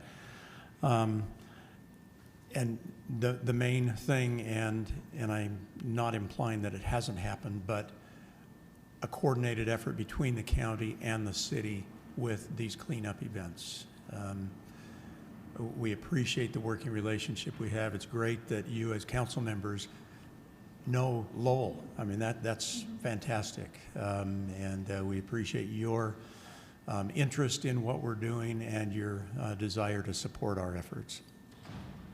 Any other questions? Council members, questions? I think we hit it. That's the most important thing for us, is to look at funding for an increase in looking at, because I spent an afternoon with Lowell, and I was just shocked about how many encampments along the Jordan River Trail from North Temple just to 5th North there are. Right. So you could have somebody full-time just on the Jordan River Trail, I'm sure. Yes. Aaron? I just wanted to thank Chair, Vice Chair for inviting Mr. Edwards to talk with us today, because it recognizes that our motels are housing. And I know that our county partners recognize that too, that although a lot of federal dollars don't recognize those individuals as homeless, and that there's a lot of tricks in the definition of housing there, that we're recognizing that simply going in and cleaning up or closing motels means that individuals are on the street who weren't otherwise, but also that the need for better options for deeply affordable is omnipresent along State Street and North Temple, other areas that have a lot of motels. So thank all of you for letting this particular subset rise up in our discussion. Thanks for the opportunity. Thanks again for being here, Mr. Edwards. We really appreciate it. All right, Chief, you're up. We have Salt Lake City Police Chief Mike Brown coming to the table, and we've got some really hard questions after you give us an intro, I'm sure.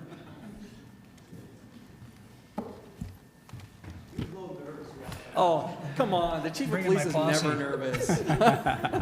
Thank you. Good afternoon. It's a pleasure to be here. Seriously, I just really wanted a mint, so I figure I'd glass of water. I think it was about 2 years ago that we sat and talked and discussed about the option, or if we should do the social workers. And I think Councilmember Stan Penfold, we call you the godfather of social work now. I think Andrew might want to take that title from me, but Well, I don't know. You were the genesis, and we had great conversation. And I want people to know that they have paid huge dividends in our community. I mean, who would ever think that a police department could use or need or benefit from social workers? I'm telling you, they're paying huge dividends in our community. And they're kind of multifaceted, multitasked. They're overworked, underpaid, but they're a great resource for us. So thank you, Council, for your support and your vision on that project. Just totally accurately described the social work profession, overworked and underpaid. With that being said, we still maintain a very strong presence down in the Rio Grande District area. From a police perspective, we have Deputy Chief Sharman has 4 bike squads. We're continuing with our foot patrol overtime. We have the organized crime unit that works down there. We have the street crimes unit, narcotics unit, the DEA coordination. We have a lot of resources and assets directed down there, but none is more important than our social workers. We have Lana Dalton, who's our social worker director, and four social workers that work under her. The CCC, or the Community Connection Center. And I think we provided some information on that, so if you'd like, jump in and ask questions as we go. But in the last 30 days, and I just confirmed this number with Lana, she has had 427 walk-ins into the Community Connection Center. In 30 days, 427 people have voluntarily walked through those doors and asked if they could get some sort of assistance. Now, she kind of highlighted some of those things. We had somebody go in there that was just, they had felt like it was time in their life to get some help, and they needed a detox bed. And they were able to make that connection with VOA. They actually have worked with our sex offender registry, and they're trained and able to now register people on that, and they did that the other day. Now, we're here about talking about housing and what we're trying to put people into housing. I think sometimes the very best thing we can do, and Councilmember Mendenhall, I've heard you talk about that, is let's prevent people from becoming homeless. I mean, that is probably the best thing we can do. They go once a week to Fortitude Halfway House, Bonneville Halfway House, and Orange Street Halfway House and meet with 20 to 30 folks that are housed there that are getting ready to be released into our communities. And they're trying to give them some sort of direction into housing or affordable housing and direction so they don't become homeless again. Because many times that's what happens. They walk out of these facilities with no direction and nothing to turn to but kind of what the life of crime that put them in prison in the first place. The social workers came with funded van drivers. We have 2 van drivers, and they, on a weekly basis, take people to 20 to 30 appointments, and that can be anywhere from treatment appointments, job employments, a warm handoff to a treatment provider. So they are very valuable to us as far as helping us connect people to the resources they need. And then another portion of this program that was funded was the money to connect people back to families and bus tokens. And so we have, on a monthly basis, we provide about 20 UTA bus passes for folks so they can get to jobs and different employment places they need to be, interviews, and to treatment. And then we give out, on a weekly basis, about 100 single bus passes. Now, all those people and all those passes go to people that they are actually case managing. So, and then I know that sometimes we think of the CCC as just a building with 4 walls. It's more than that, because Monday through Friday, from about 11 to 7, the CIU officers, the host officers, and the social workers go out with our patrol officers and respond on mental health calls and suicide crisis calls. So I can't emphasize and tell you enough how much we really appreciate the social workers. And in talking with the mayor and her staff, I know we looked at 8. I think it's time to ramp that up and see if we can't get another 3. So with that, I'd be glad to take any questions or. Oh, Mr. Chair. I know, but I'm down at this end, and you need to look down here now. You're next. There are some favors when you're vice chair. I'm just saying that you might want to consider that. Chief, a couple of things. I appreciate your comments about the social workers. Andrew mentioned that he, a couple weeks ago, that he was hearing anecdotally that there may be some resistance for some people to actually go into the Community Connection Center. So you are doing, I heard you say you are having social workers go out as well into the community. Could you describe a little bit about what that looks like currently, and do you expect that to expand or change? Well, I think first off, I think we need to fill those other 3 social worker positions so that we have some people in the shop that can handle the day-to-day work. But also, I think it's very important that they go into the community, not just the Rio Grande or the Depot District, but Sugar House, all parts of the community, because there are calls for service and there are people that need help everywhere in the city. The other day I was talking to some officers and they said, look, Chief, we were dealing with a guy who called us 7 times in one day. 7 times in one day. We're having trouble getting people into jail. We couldn't pink sheet this individual. This was a perfect candidate for that type of application. Somebody in CIT or CIU or the host program in conjunction with a social worker. Because so many times, and I've said this many times, that we try to arrest our way out of this problem, or we try to use the big police hammer of arrest, where these social workers have a completely different touch and feel, and they speak that language, and they know how to get these people into the treatment and programs they actually need.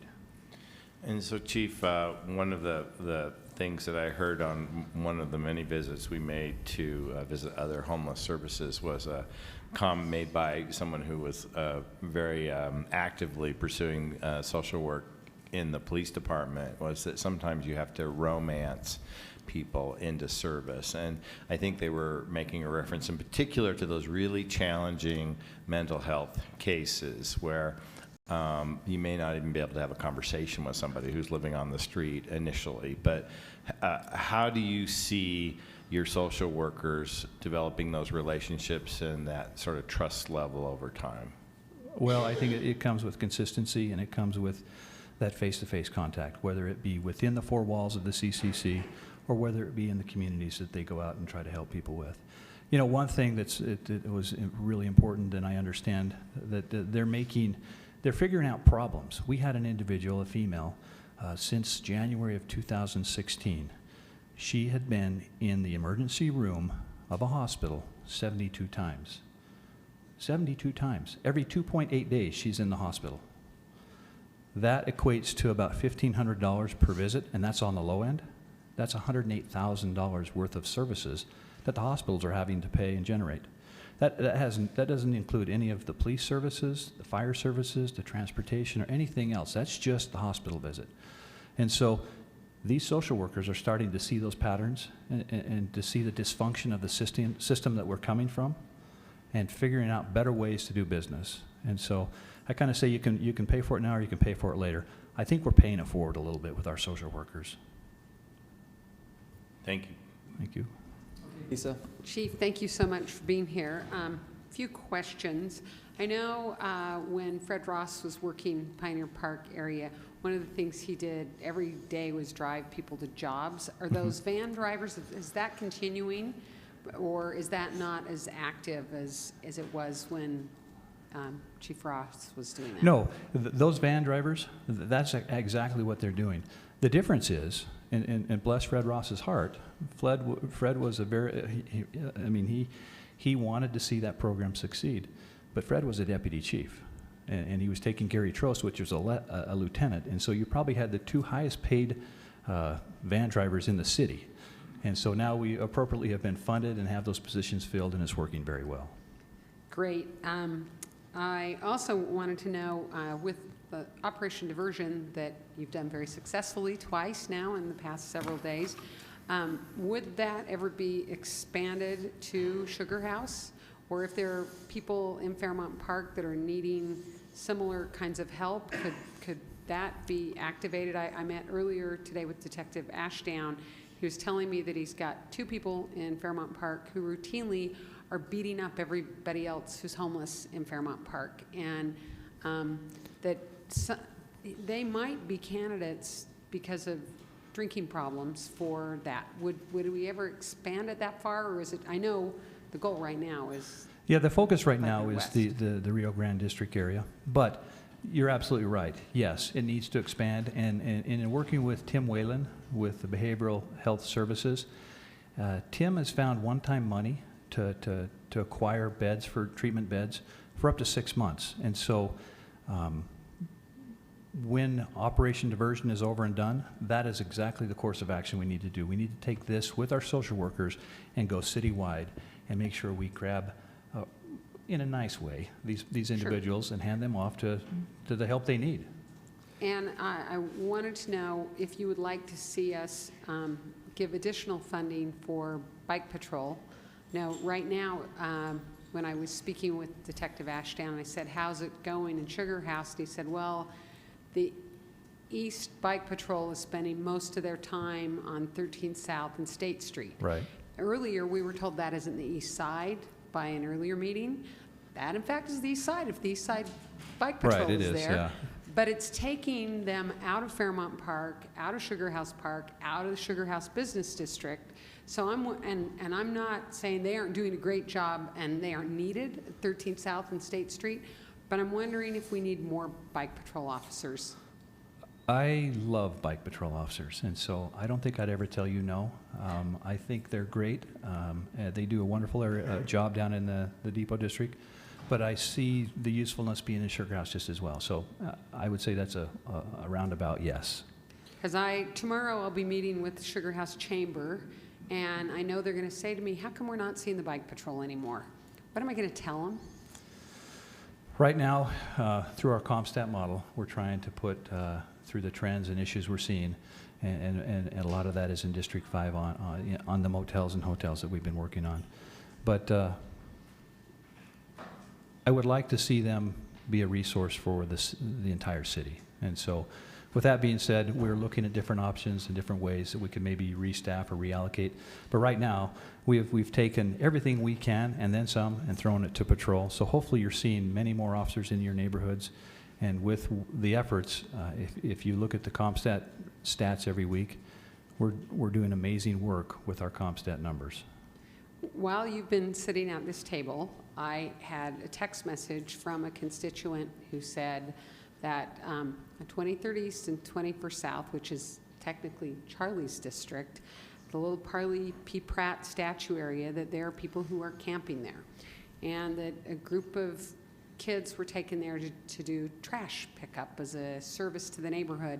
And the adults who were with them said, this has got to stop because there are needles all over the place. And so I think as important as it is that we are addressing downtown, we need to make sure we're not missing, because we are having people camping in Fairmount Park, at Parley P. Pratt, under the viaduct at 13th East, occasionally in Sugar House Park, and I am regularly saying to people, they can be there during the day. They can't camp there at night. So I think we need to make sure that as we crack down downtown, that we're not just pushing this to other parts of the city, which is always what happens. Yeah, it radiates out. And yes, I mean, we're spread thin, but Sure. We'll make a note and we'll try to share those resources with everybody. Well, and we want to help you. So tell us what you need, and we'll do our best to try to help. All right. All right, thanks. Chair Rogers, can I respond to that as well? Because we see that as well, obviously, in the mayor's office.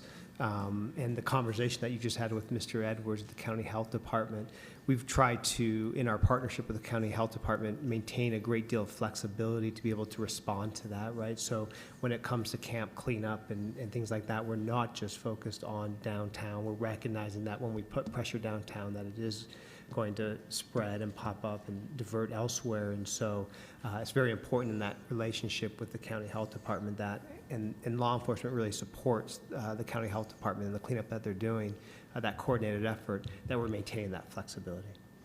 Councilmember Adams, I promise you, if not today, we'll have a bike squad up there tomorrow, okay? I will tell Sugar House Please Chamber do. that, and All Sugar right. House Community Council. Thanks. Thanks for being here, Chief. I really appreciate the insight, and I'm thrilled to hear that the Community Connection Center and the social workers are working out. I don't want to speak on behalf of everybody, but I imagine that there's an appetite to beef up the social workers program and add those additional 3 that you were speaking about. My question to you is whether or not you think it would be worthwhile, or if you'd be even interested in entertaining an idea of having social work students train underneath the social workers in the Community Connection Center, and if you've explored that at all. Yes, and I'm glad you asked that question. We have now 2 interns from the School of Social Work from the University of Utah, and we are now a training adjunct site for the University of Utah Social Work School. So they are now assigning students down here to get their hours and time. Fabulous. So I hope to expand that because they work for free. Yeah, I'd love to hear your feedback after a few months to see how they're working out. I'd love to. My second question is, the Rio Grande neighborhood really is the beating heart of my district, and this is where a good chunk of my energy is focused on in my time serving on city council. You know, there are times when I wish I just had a magic wand to clean it all up and make everybody feel safe and comfortable, and that's obviously what we're working on right now with the county and the state, and we've made great progress just this last week with the mayor. But I just wanted to point out that I did a quick search on the Utah Department of Corrections website, and I saw that 88 individual sex offenders claim the road home as their primary residence. Now, I know that there are families at the road home again, and I know that there are children that live in the Gateway neighborhood and in the Pioneer Park neighborhood. There are children that go to the farmer's market and play on the playground, and that's really disheartening to me as a representative of this district to know that there are that many sex offenders, potentially at least, in one facility. So my question to you is, as the chief of police of our city, what do you think we can do to ensure that these children are protected, and what maybe could we do better going forward? Well, I absolutely think it was the right move to move the women and children and the families out of the road home. And if we do have the facilities to move them elsewhere, I think that would be the first step to protecting them. It's a difficult situation at best. These are people. These are human beings. They exist, and you can't just warehouse them. You can't put them here or there. And so I think the true answer is to look for a different model. And that's what we're trying to do through the social worker and even this diversion program, is to look at a better way forward. Instead of trying to lock up and incarcerate, let's see if we can't take, because I mean, incarceration is the most expensive and the least effective treatment there is. Let's look for a better way forward. And so I think in time, the county, the jail, the processing center, Sheriff Winter, all these agencies are coming together, and there's a lot of excitement about what's happening. It's going to take some time, but I think, true to Salt Lake City's nature, we kind of lead from the front, and this social worker program is our little push forward in that right direction, and I think that is where we need to go with it. Are any state or federal laws being broken by putting children in the same facility as registered sex offenders? I'll have to check on that. Okay. Let me double check Thank on that you. for you. But good points. Thank you.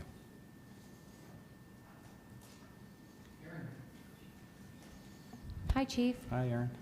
What a dynamic panel we have before us today, to have the Chief of Police here to talk about housing.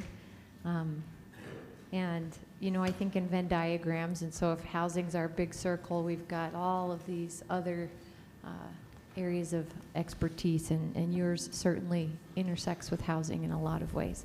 One of which is perception of residents.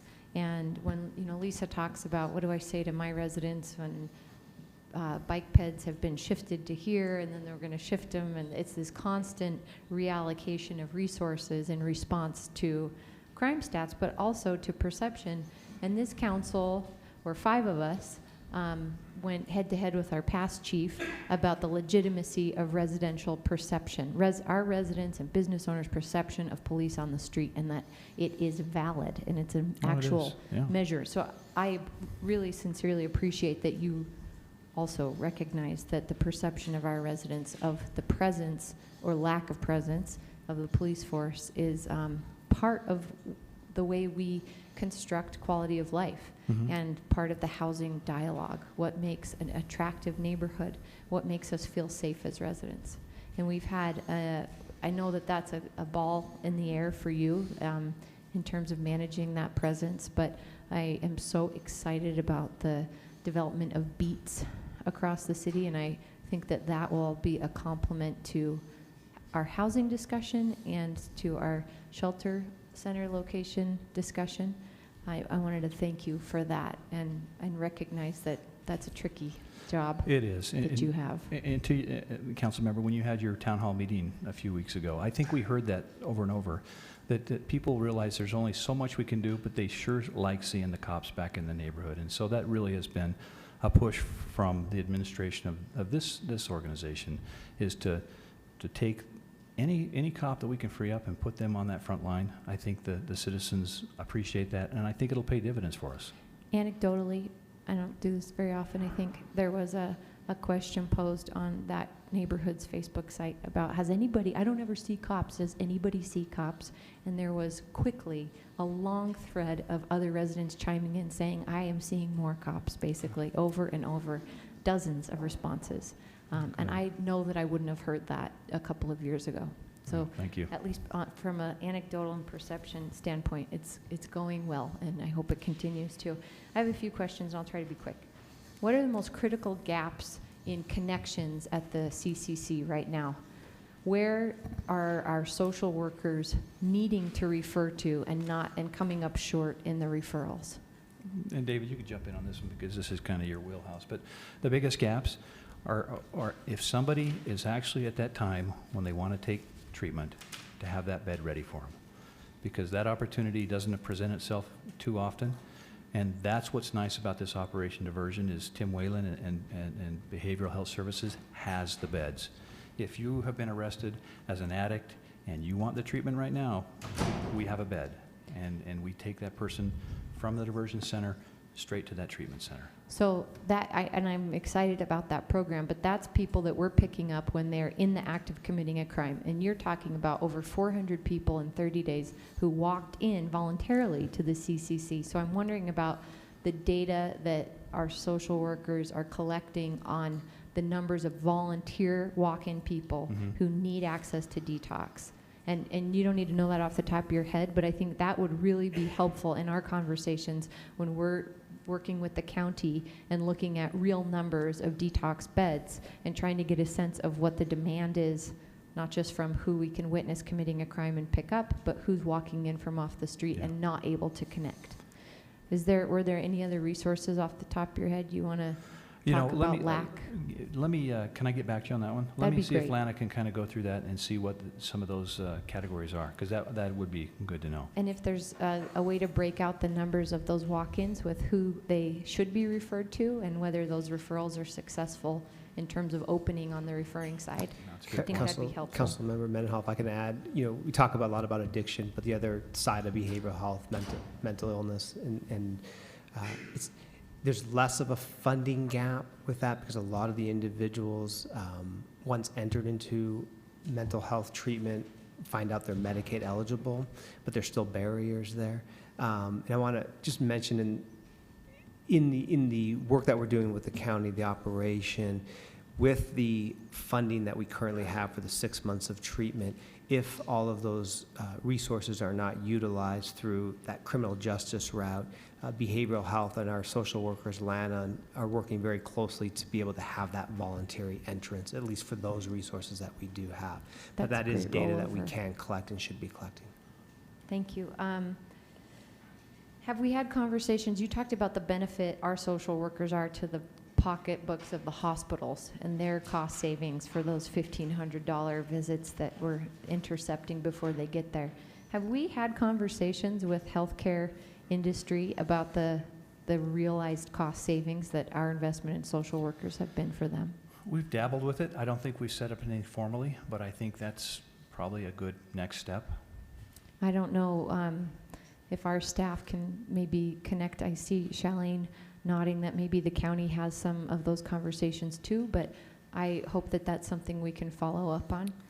And I'll just say, Council, that's also what it drove the conversation at a broader system level with the state around the Medicaid expansion and why the Hospital Association and the hospitals are a funding partner, that if we are able to get that Medicaid waiver, part of the funding will actually be coming from the hospitals to support that Medicaid expansion. And that is a couple circles away in the Venn diagram. It's not exactly funding our social work efforts, but I get that that's a part of the need of the same client. But yes, it will drastically improve the access to the treatment, behavioral health, addiction, as well as mental health treatment for these clients. I think you're saying, I mean, if we're going to save you $108,000 a year, what could you maybe give back to the CCC or our social worker program? That's what I'm saying. Okay. Okay, I'll try to go fast. Those monthly bus passes, or the bus passes you give out monthly, are they monthly bus passes or are they one-timers? Both. Atlanta tells me they give out about 20 UTA month passes and about 100 tokens per week. And I'd like to know, when you're getting numbers from Lana, how many she could give out Okay. and what the need is there. Because we certainly have dialogue with UTA all over the place and ongoing, and that seems like a need, being able to connect people to their job opportunities and resources. I'd like to know those numbers.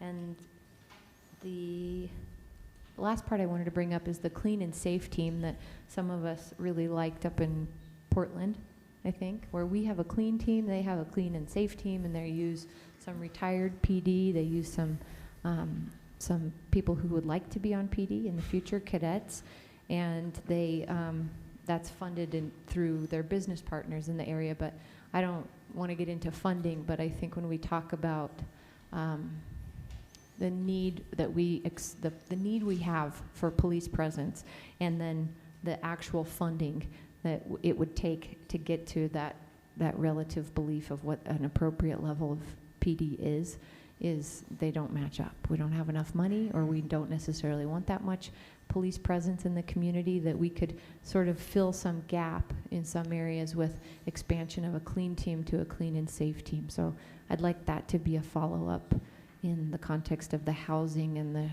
the shelter or the resource center conversation. Thank you. Thank you.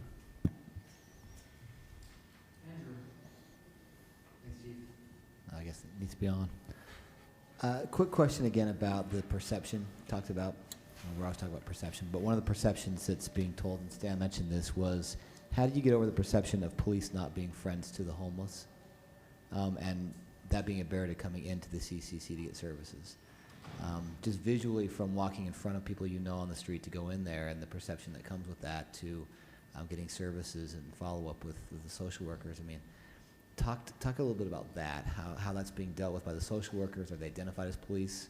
Are they running into barriers that way? How do we help that? Well,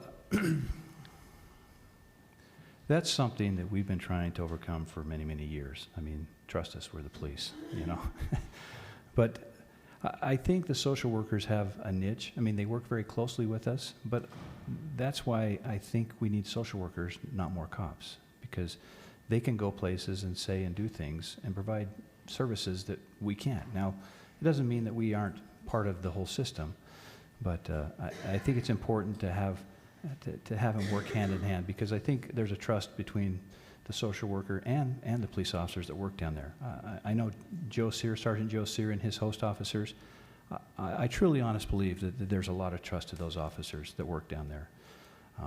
In fact, I was told one of the assaults that we talked or heard about that was in the watch command log, two of the officers were trying to arrest a female that was way combative. She was out of control fighting, and true to form, the folks circled the cops. And this time it was a little different, though, because they were yelling at the lady, "Hey, they're just trying to help you." You know, it wasn't confrontational. It was more of a, we're all in this thing together. Let's see if we can't get some help. So I think the more we interact, the more that we don't look like an occupation, or we've talked a lot about this shouldn't look like a sweep. I mean, we truly are trying to help those that need the help, and not take them to jail, because that was the old model. Take them to jail, lock them up, and we thought we were doing a great job. Now we're taking them to a processing center, or hopefully we're taking a social worker with us that can get that person to the treatment that they truly need. And if you, I don't know, the processing center that we're talking about now, is you go in there, it's a very warm environment. You're not in handcuffs, you're not in shackles. It's a very friendly, warm handoff to people that truly care about these people. Thank you. And to Lisa's point, that it's, whenever we come and tell you we have a problem, we need police officers here, and you send them here, it's a reallocation of resources again. And several weeks ago we had discussions about the west side of the exact same concerns, right? Where are the police? Where are the bicycle police officers? So just making sure we understand how does this work, because we tell the people about being the squeaky wheel, essentially. Yeah. The more that you say, you speak up, the more that you stop just letting things go, the more attention you get and the more resources you get. At some point, we're all competing for the resources. Are you feeling that at this point already? How are you managing that part?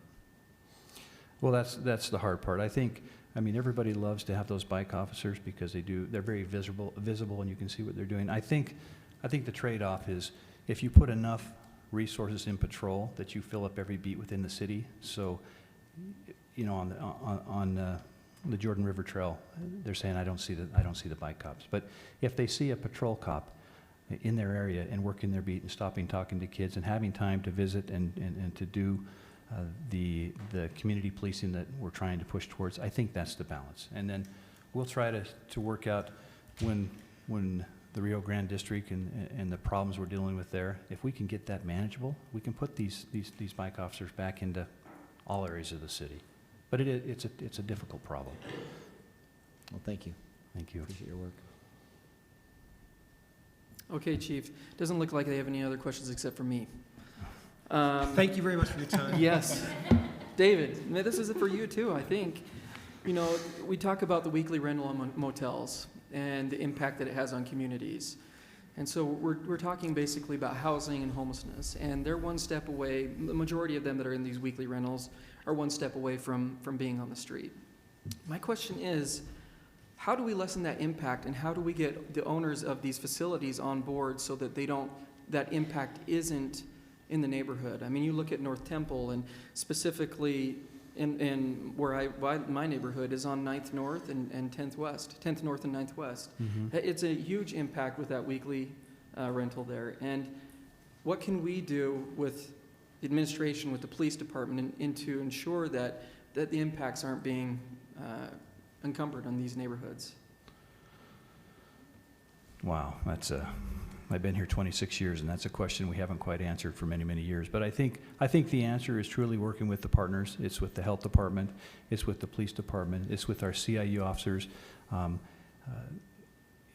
On State Street right now, we have CIU assigned to different hotels, and they work very much hand in glove with all the resources in the city to bring to bear on these issues and problems you're talking about. So I think we need, as a police department, and it's not always, we tend to lead on many of these problems because we attach the crime to it. But I think when we pull more partners to the table, just like we're doing in the Rio Grande District, I think we'll have a better success and better outcome on these issues you're talking about. So I think we should circle the wagons and maybe put our heads together. Let's get our CIU officers working with you and your motels and your hotels and see if we can't. Well, Detective Curdy, he is fantastic, and he's done, I think, everything that has been put in place for him to do. I think it's time to look outside the box and figure out ways that we can implement new ideas in figuring out how to solve the solution, because it's like the same thing every year. It seems like we're just doing the same thing over and over again, but it's not solving the problem. So I'd love to address that. So there are lots of conversations on the enforcement side, and a tool that the city used in the past that was effective, that maybe has kind of waned off a little bit in terms of nuisance abatement. So Jennifer Seelig in our office has been working very closely with law enforcement and our attorney's office to really look at again at how that tool can be reinvigorated. That's still kind of on the enforcement side. We're also now starting to have some conversations in the administration with HAND and RDA to look at some additional strategies. So there's, as an example, there's a motel owner who many of you probably know who bought a motel that was had a lot of problems associated with it, and she developed a partnership with adult probation and parole, because there were a lot of clients from AP&P that were coming to that motel. And so she developed a very close relationship with AP&P, and those problems have disappeared. Right, so she has a partnership that provides some extra supervision, some additional oversight, and she also has some very strict rules in terms of what's allowed, and she has AP&P supporting her when that occurs. And so we're looking at a couple different strategies on how we can develop partnerships with motel owners and help. And I think Councilmember Mendenhall's point always needs to keep in mind that this is a population that is housing at risk, right? So if they're not there, they're going to be homeless. So is there a better way that we can serve that population and utilize the motels as transitional housing, permanent supportive housing, something, and wrap around some of those case management strategies around there, so we're serving, if not the same individuals, the same population, and meeting that housing need that's in our community. So we're starting to look and think outside the box in terms of ways that we can make some of the motels partners in addressing the housing gaps in our community. And, just to go in a little bit more detail to it with the housing, it really is not affordable, what you're looking at. They charge $250 a week. That's $1,000 a month for a bedroom and a bathroom. That's not affordable. And to me, it's more that they're preying on people who are one step to being homeless. And to make that impact, we've got to do something more. The nuisance, that they've already done that on 10th North and 9th West. And it's impacting the other apartment buildings along the area there, because what's going on, people are maybe getting out, and then that drug factor is still circulating around that area. So I'd love to dive into that with you and talk more Great. policy in We regards to love it. that. Absolutely. So Chief, I asked Palmer to pause this. I think it was Palmer, or maybe it was Gary Edwards. I don't know. Go big or go home. What is it that you need? If money was no issue, what is it that you need to do better Money's policing? no issue. I heard social workers. Social workers are high on my list. I would love to put another 20 cops in patrol. I think the number's about 190 is what we need. I really would. 20 more officers. Does that include bike, or is that? We can make them whatever you'd like. Okay. We'll put bikes on the cars and they can be everything. And I just have to commend you with the UTVs. That has been a great help aid for the Jordan River Trail.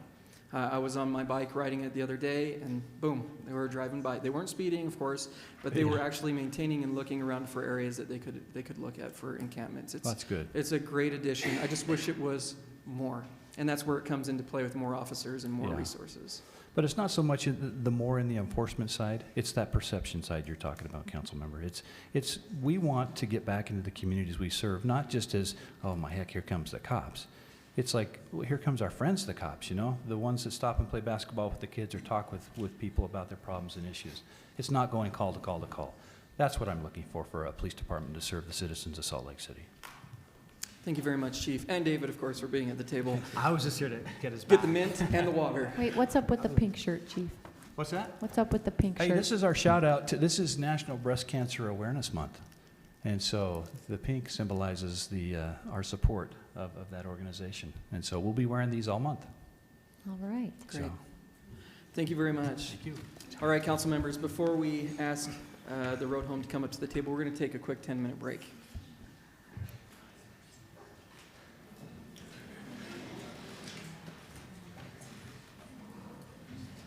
And from the road home here. So you've got our questions, maybe do a little bit of a background and give us all a heads up of what you think.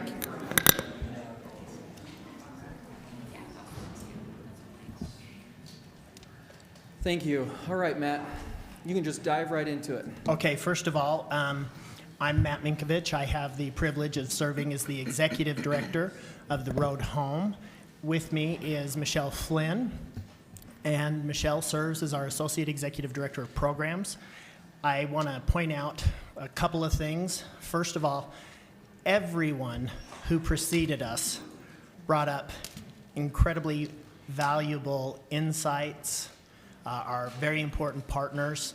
I could have continued to listen to Housing and Neighborhood Development. I was ready for them to do a deep dive for hours, but perhaps I'm a minority in that regard. But there are also very important concerns, and we share those concerns as well. One concern that we have has to do with the safety of members of our community who are in desperate situations, and hundreds of whom turn to us on any given night. Our agency served over 8,000 people with shelter last year alone. Last night, 1,243 people turned to us in need of shelter. Of that, 592 were single men, 179 were single women, 281 were children and families, and 472 of the entire group who turned to us were in families with children. So the need is great, demand is high, and there. Really? I'm is- sorry, Matt. Did you say 281 children Correct. in the road home facility at Rio Grande? In our shelters. In your shelter combined. system, okay. Yeah, combined. Yeah. How many shelters? Just so we have a heads up of how many We're op- shelters. We're operating 2 shelters right now, So between 2 shelters, you have how many children? 281. And how many children do you have in Rio Grande? I don't have a breakdown on that right now. I would get that back to you. Because Midvale is it's, full, it's right? roughly 90. Midvale is full, and children are now in Rio Grande, right? Yes, I believe there are 177 children in Midvale, and we have families down at the Road Home Shelter. And I'm doing that without the advantage of my Roughly 90. report, but it's roughly 90. Wow. Thank you. So the need is great, and you know all that. You know that the need is great. The county realizes that, and I want to applaud all who are at the table with Mayor McAdams and the collective impact effort.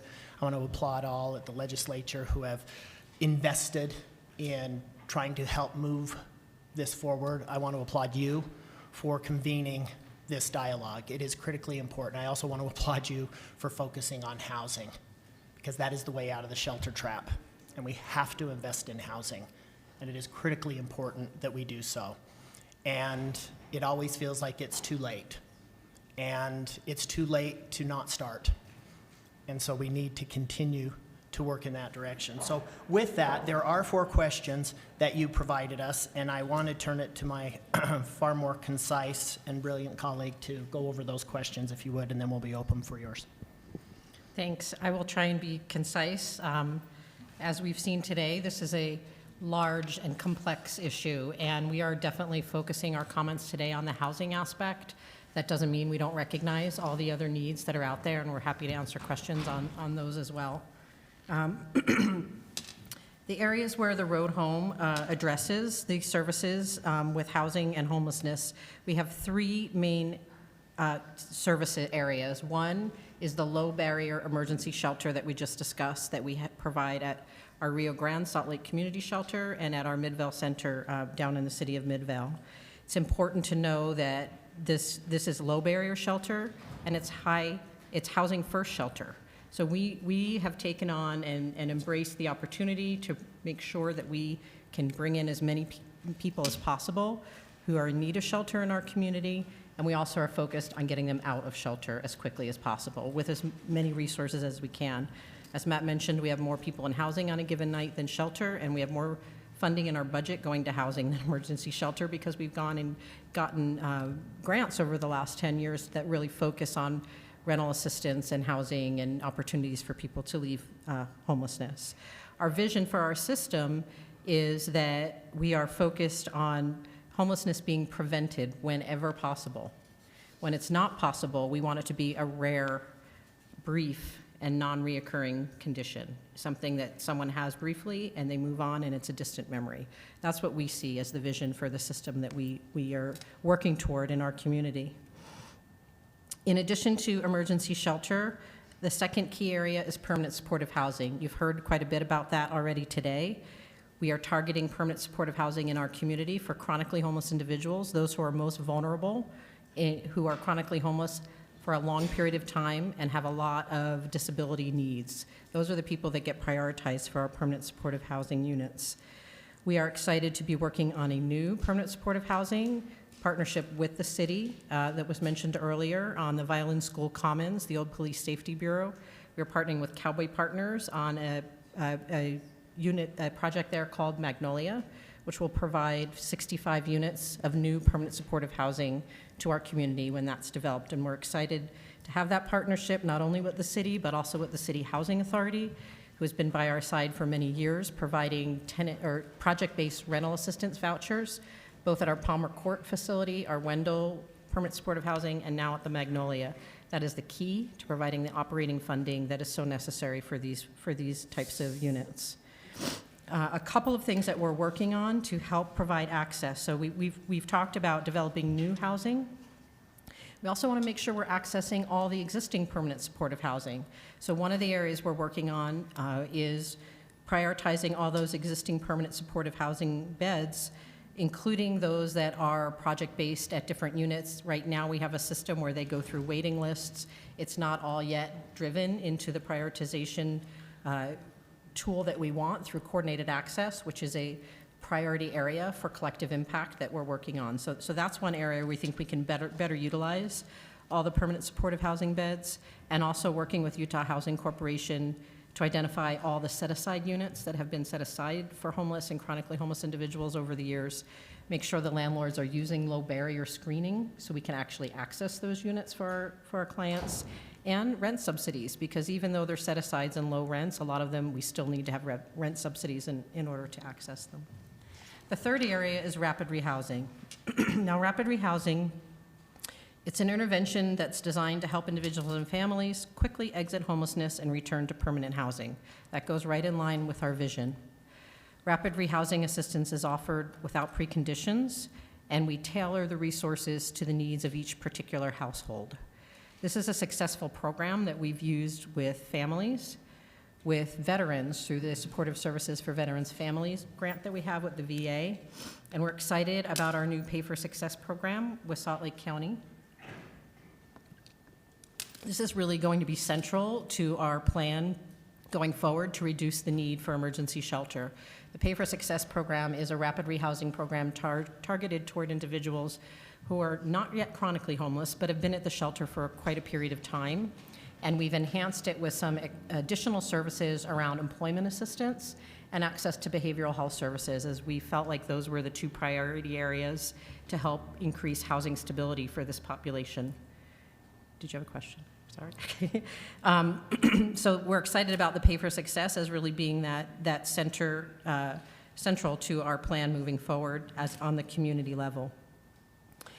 Rapid rehousing quickly has three components. First is housing identification. We need to find housing fast. We need to develop relationships with landlords. We need to have pools and lists of units that people can access quickly to help them get out of homelessness. We've worked with the city and the county to help engage landlords in that process. And we want to make sure we're spending time with the families, that they find, that they identify the unit that's best suited for them. In fact, our community goal is to decrease homelessness to 30 days or less for anybody in our community, and that's consistent with HUD's goals. The second component is that rent and move-in assistance. Can I jump in there for a minute? Right now, what is the length of time that you're having folks at Road Home, the average stay? Our average length of stay for individuals is around 70-some days. I don't know the exact number right now. What about for families? For families, we had that down to about 40 days. Now it's up to about 54 days average per family. Over the last 2 years, it's gone up. And do you break it out between downtown and Midvale? Because isn't it a little shorter at Midvale? No, we don't break it down because Midvale is all families. We just families, kind of yeah. consider all of our families together. Now, there's a huge variety in that. We have families that are homeless for a long time and really struggle to get out into housing. And then we have other families that are there just for a few nights. So that's your average number, okay. That's our thanks. average number. So the second component of rapid rehousing is that rent and move-in assistance. We help pay for rental application fees, security deposits, utility debts, and then help with move-in resources and help pay a portion of the rent for a period of time, an average of about 4 months, 5 months. Sometimes we can go a little bit longer. That's a result of the amount of money that we have available, but it's also a result of our philosophy of rapid rehousing that's called progressive engagement, where we evaluate the family's needs each month and decide if they, with them, what resources they need the next month to continue to remain stable. When our families move, and I'm talking particularly about the families in this sense, when the families move off of rapid rehousing, we didn't help them move out of poverty. We helped them move out of homelessness. They are still poor, and they still need community supports, and I'll talk a little bit more about that. So sorry to interrupt, but where are most of the housing units that you're finding for them when you say you're going to pay for them for 4 months or 7 months? There are private landlords all throughout Salt Lake County. And we have actually mapped that out, where those are, and we're happy to follow up and give you a copy of that map. That'd be wonderful. Are those landlords part of our Good Landlord program? Yes, because in Salt Lake City, they have to have a business license, and that's part of the requirements that we have to use our funding in Salt Lake City. Because we've had reports that some of the housing that we've been putting people in is pretty substandard, and that it would never meet the Good Landlord threshold, and that some of the folks renting properties really ought not to be. Yeah. And what do you do? Because I know you're trying to find them a home, but if it's a bad place Right. to live, bed bug infested, and the water doesn't work or whatever, do you take those properties out of the stock We do. eventually? We do. We do. We have, How I think, quickly? 8 different landlords that we choose not to work with anymore, and that's many, many properties amongst that. We do inspect all the units. Sometimes they deteriorate after we've inspected them. We're actually working with Salt Lake City and their code enforcement to help step up those inspections that happen. We are required to inspect before a family moves in. If it's a unit we haven't used before, we go and meet with the landlord and inspect the unit, and then we document that for the file. And then do you do spot checks periodically once they're on your list? We do is stay in touch with the landlord, so the landlord can get in touch with us, and then we work with our clients who are in the units. Sometimes we go out and visit them in the unit, sometimes they come and visit us. But if we want them to report to us any problems with the property, and we are happy, and we have people who are very good at working with the landlords to mitigate those issues. Does this population, I would think some of those people are going to be really reluctant to report problems because of somebody coming after them and Right. making their life harder. So I would hope that maybe you just go out and check and not wait for them to tell you because they don't want retribution from the property owner. I will say we do it to the best of our capacity with the limited resources Sure. we have to do that kind of work. We're also embarking on strengthening our connections with legal support. So some lawyers who are working with us to meet with tenants and review the leases ahead of time so they're really clear about what they're signing, but also to help educate on tenant rights so they also know what they can expect of the landlord. And what do you use, like the State Bar's pro bono program, or do you There's a use new nonprofit called Utah Nonprofit Law? Lawyers. I can't remember the actual name of their. I know, it firm. sounds so much like Utah Legal Services, But but it's it's not. not Yeah, that. I But think it's I a know new exactly. firm. I'm familiar with them, and And they've come down They've and been met with our helping you out. staff, and now they're Great. going to start doing just regular, they have actually an attorney that they've assigned to this particular issue. Who's terrific. going to be working Thank with you. us. Thanks so much. Michelle, Oh, go ahead. One point I want to add is these problems with units, they emerge and become more frequent when we have such constraint on the housing market. There was a time when we had a higher vacancy rate, and it was more of a buyer's market. Our dollars went further, our tenants had more choice, and it was a better situation for everyone except everyone in the nation because we were in the midst of the Great Recession. But that was an example of when a buyer is in a better position to leverage. Michelle, when you place an individual or a family out in a unit, how long do you consider them a client? And I mean, there's no requirement that they follow up with you once they're placed out of emergency shelter. Is that accurate? Right, so that leads right into my third core component of Okay. rapid rehousing, which is to provide connections. We tell our case managers that their job is to connect with the clients. The clients don't have to connect with us, but their job is to be proactive and engage with the clients. Our role is really around housing stability, and we continue to work with the residents in rapid rehousing during the time that we are providing rental assistance. We would like to continue to work with them after that, but it's not required, and not very many of them want to continue working with us for much longer than that. And truly, our philosophy and a core component of rapid rehousing is that what we are doing is making connections with community resources. We don't want these families and individuals to have to be connected to homelessness for the rest of their lives. They don't need to be working with the road home a year after they are no longer homeless. We want to connect them with Community Action Program, Department of Workforce Services, who has many resources, affordable daycare, the school systems, who have lots of great resources in those. So that's our goal, and that's really where one of the areas where we really are looking to enhance those services. So these three core components, this works. It doesn't mean that we have all the pieces or enough resources to provide the level that we need to. There are definitely areas that we need to enhance. So as we continue this conversation, and something that would really helpful when you come back to us, or if you can provide additional information as you gather it, is where those gaps are. Yeah. Because I know that in my nonprofit organization, we serve a very similar sort of challenging population of people who struggle to stay stable Yeah. in their housing. And unfortunately, many times we don't find out about until Friday afternoon Yep. when they're getting evicted. And I'm sure you have a very similar sort of scenario. And so one of the challenges that we face, and I think I'm hearing what you face is once you move them into housing, how do you create a support system? How do you connect them to a support system to keep them there? And so where we can identify some gaps in that process would be really helpful long-term.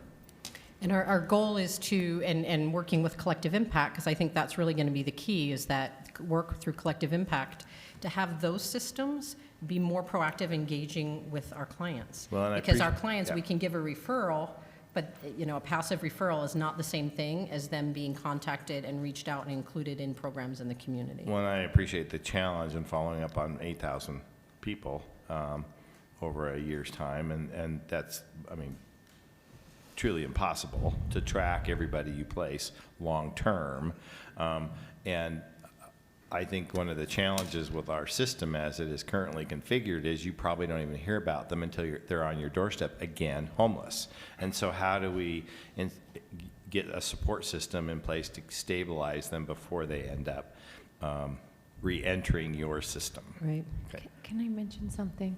When I did the tour of the Midvale shelter with you, Michelle, a couple weeks ago, you mentioned 87% success rate of rapid rehousing, and which is a great success rate for any program run by any nonprofit.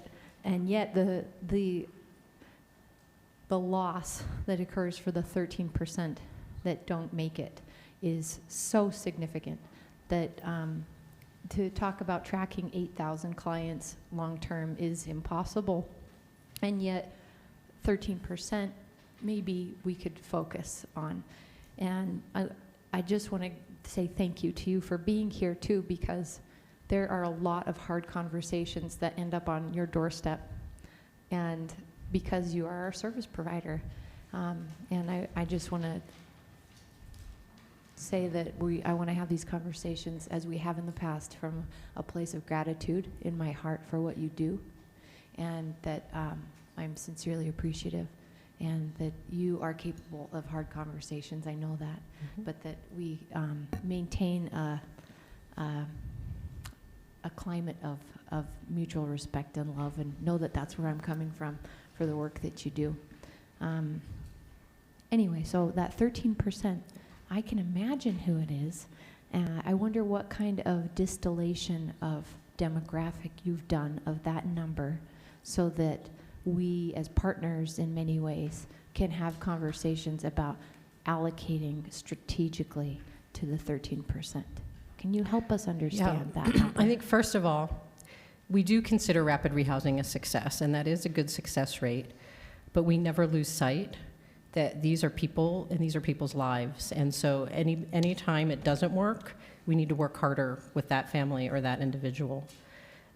What we see as a successful way to focus on that is through this progressive engagement model I discussed. If we could catch those families before they come back into the shelter and have more resources to continue or convert them into more permanent support, that's the real goal. We don't want them to have to come back to shelter. But for those that do now, the trends that we've seen that are most common with that 13% are typically young single-parent families with multiple kids, and a higher than usual, which is pretty high, prevalence of domestic violence that happens with those families. Sometimes they are intergenerational, so they were homeless as children. And as we're working with those families through rapid rehousing and progressive engagement, we try and target the families who we think are going to need that additional assistance. But the capacity for permanent supportive housing for families is even smaller than it is for single individuals right now, so there's not a lot of opportunity to move them on to a longer term program. But as we talked about when we did the tour, I was talking with Ileana from up at the university. We would love to partner with the university to actually do some research and get some good data on those families that do return to the shelter, because we haven't had the capacity to really dig down and do that kind of data. We gather data all day, every day, for many, many, many reasons, and most of those is to report to our grant funders. We don't have a lot of capacity to do the analysis, to really work on our programs, which is what we really want to focus on. And so, again, that's something through collective impact and the work that's being done at the state to look at different data that we're hopeful we'll be able to do more of that. And to our county partners who are doing that analysis, I really hope that we can look at, of the population of single parents with kids, with intergenerational poverty, with a high incidence of domestic violence, what's the percentage of the total population that are accessing rapid rehousing? Is it 50% that are of our rapid rehousing clients, and then 13% of the total? And what's the ratio of breakdown, and how predictable are those indicators of a population, so that we don't have to catch them before they enter shelter again, but we can equip you as service providers to catch them before they leave shelter in the first place, to have the concentration of resources they need that I know right now is too limited. I'm going to jump on a little parallel track there, because when you talk about research and sort of deep data analysis, I think it's very important to underscore the importance of our partnership with the county as it relates to Pay for Success. Because something that we do not have, although we can generate data, we're tracking and counting and doing that, we don't have the robust evaluative tool that University of Utah is bringing into the partnership that is Pay for Success. Now, Pay for Success is focusing on single individuals, and that's incredibly important. Those who are in persistent state of homelessness, long-term homelessness, and for whom we'll be providing longer-term rental assistance than what we're currently providing in our rapid rehousing model. So we'll have the opportunity to evaluate our progress with those individuals as we move forward. And I think that we have fodder in working with this partnership to do another Pay for Success as it relates to families. And so we'd be eager to do that, because we all want to understand better. Matt, that 87% success rate for rapid rehousing, how current is that number? Is that from data from 2015 or? That includes all of our rapid rehousing programs, and we've been measuring it since October of 2009. 2009, so that's current, you would argue, a current number? I would say it's a good overview analysis of the last 7 years, 7 years. Okay. I have a question about that 87%. How are you defining success? Who is Good, that thank you. 87%, and what does it look like, and how do you know that they maybe aren't coming back to you, but that they're back in a bad relationship or whatever? How do you define it? We measure that if they come back to emergency shelter, and we can, because we have the statewide database, we can look in the state of Utah, but not beyond that. We don't have the resources to track to see if they go somewhere else, or if they move, or if they are homeless in a different way other than coming back to shelter. So that's based on coming back to shelter. Okay, so you don't track if they move out of the housing you've given them. You don't know where their next place that they land if it's not back with you. We don't have or that. some kind of, okay. We can make some assumptions with that one. They probably haven't gained a great big income since moving out of shelter. They certainly are not on easy street. They have plenty of challenges that remain with them as they navigate through our community, being poor and living in housing that is a stretch to maintain. So those things are, I think, are common denominators among those who are moving out of shelter and into housing in our community. Because I really love that number. I love to think it's that high. What my worry is that we set somebody up when they lose the job again, they run out of money, the rent goes up, and you're so busy helping the people that are right in front of you that maybe they get lost, and so they end up living in their car. And that's not in shelter, so you don't know that. Or they go back with the awful boyfriend or whatever. So it worries me. I think we have to be really careful to not claim too much success, just because, and I understand you can't do the data, and you're doing a remarkable job with limited resources for so many people, but it worries me about the people who are falling through those cracks after you keep tracking them. So this is one of the things we've been working on, again, with collective impact. How we see it working well in the community is not that the road home is tracking them 6 months down the road, but maybe it's Department of Workforce Services because they're getting child care assistance or TANF or employment assistance, and their case managers are now working towards having a way to track whether or not that family is stably housed, and they can raise the red flag and say, we need more help, maybe Community Action Program can come and do some landlord negotiation. That's our goal with Collective Impact, to get to that point so that there's many partners involved in different ways that can pick up and track when families are in jeopardy. Because as Matt said, it is the rare person that suddenly their life turns around and they're making a lot of money and they are able to buy a nice house someplace out in the suburbs or something. It's still, if they're getting a paycheck, it's paycheck to paycheck. But I'm with you. I'd love to see that we could track them beyond when they go off of your radar, that they show up on someone else's. And that's not only, housing stability for people who were formerly homeless, that's also what we need to do for prevention. Exactly. All right? The affordable housing and those services will also prevent. It's like the same thing on both ends of homelessness. Right. And some of the circumstances that you used in the hypothetical would be remedied if that family were on a Section 8 voucher. If they had an interruption in their income, for example, but were on Section 8, then that program would mitigate that situation and they would have greater housing stability. Of course, we understand that there's great constraint in the Section 8. As they're saying, we're getting less and less Section 8 money, it seems like. Why should we accept that as a given? Yeah, I hope it isn't. But, okay, thank you so much. Thank you. So just, and I'm trying to keep to time, Mr. Chair, as briskly as I can. So we talked about a couple of action items. We're working with legal services. We are working to strengthen our partnerships with community supports to really increase that housing stability.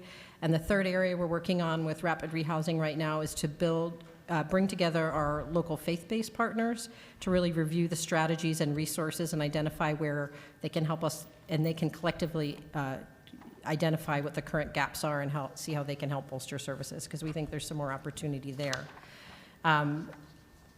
The second question we addressed was resources to improve the current situation. I talked a little bit, and Matt talked about, everyone's talked about access to deeply affordable housing with appropriate services, funding for a local voucher program, hopefully not in the absence of Section 8, but to supplement Section 8, a voucher program that prioritizes homeless and chronically homeless families and individuals, and funding and resources to enhance and grow the Rapid Rehousing program. We talked a little bit, or we had the discussion earlier about funding for Medicaid or a Medicaid-like program that not only provides those access to behavioral health and medical health, but it also helps provide those services for stability once individuals are housed, particularly in our permanent supportive housing programs. Right now in Salt Lake, we don't use Medicaid as a tool to help pay for those services in permanent supportive housing. Many other communities do.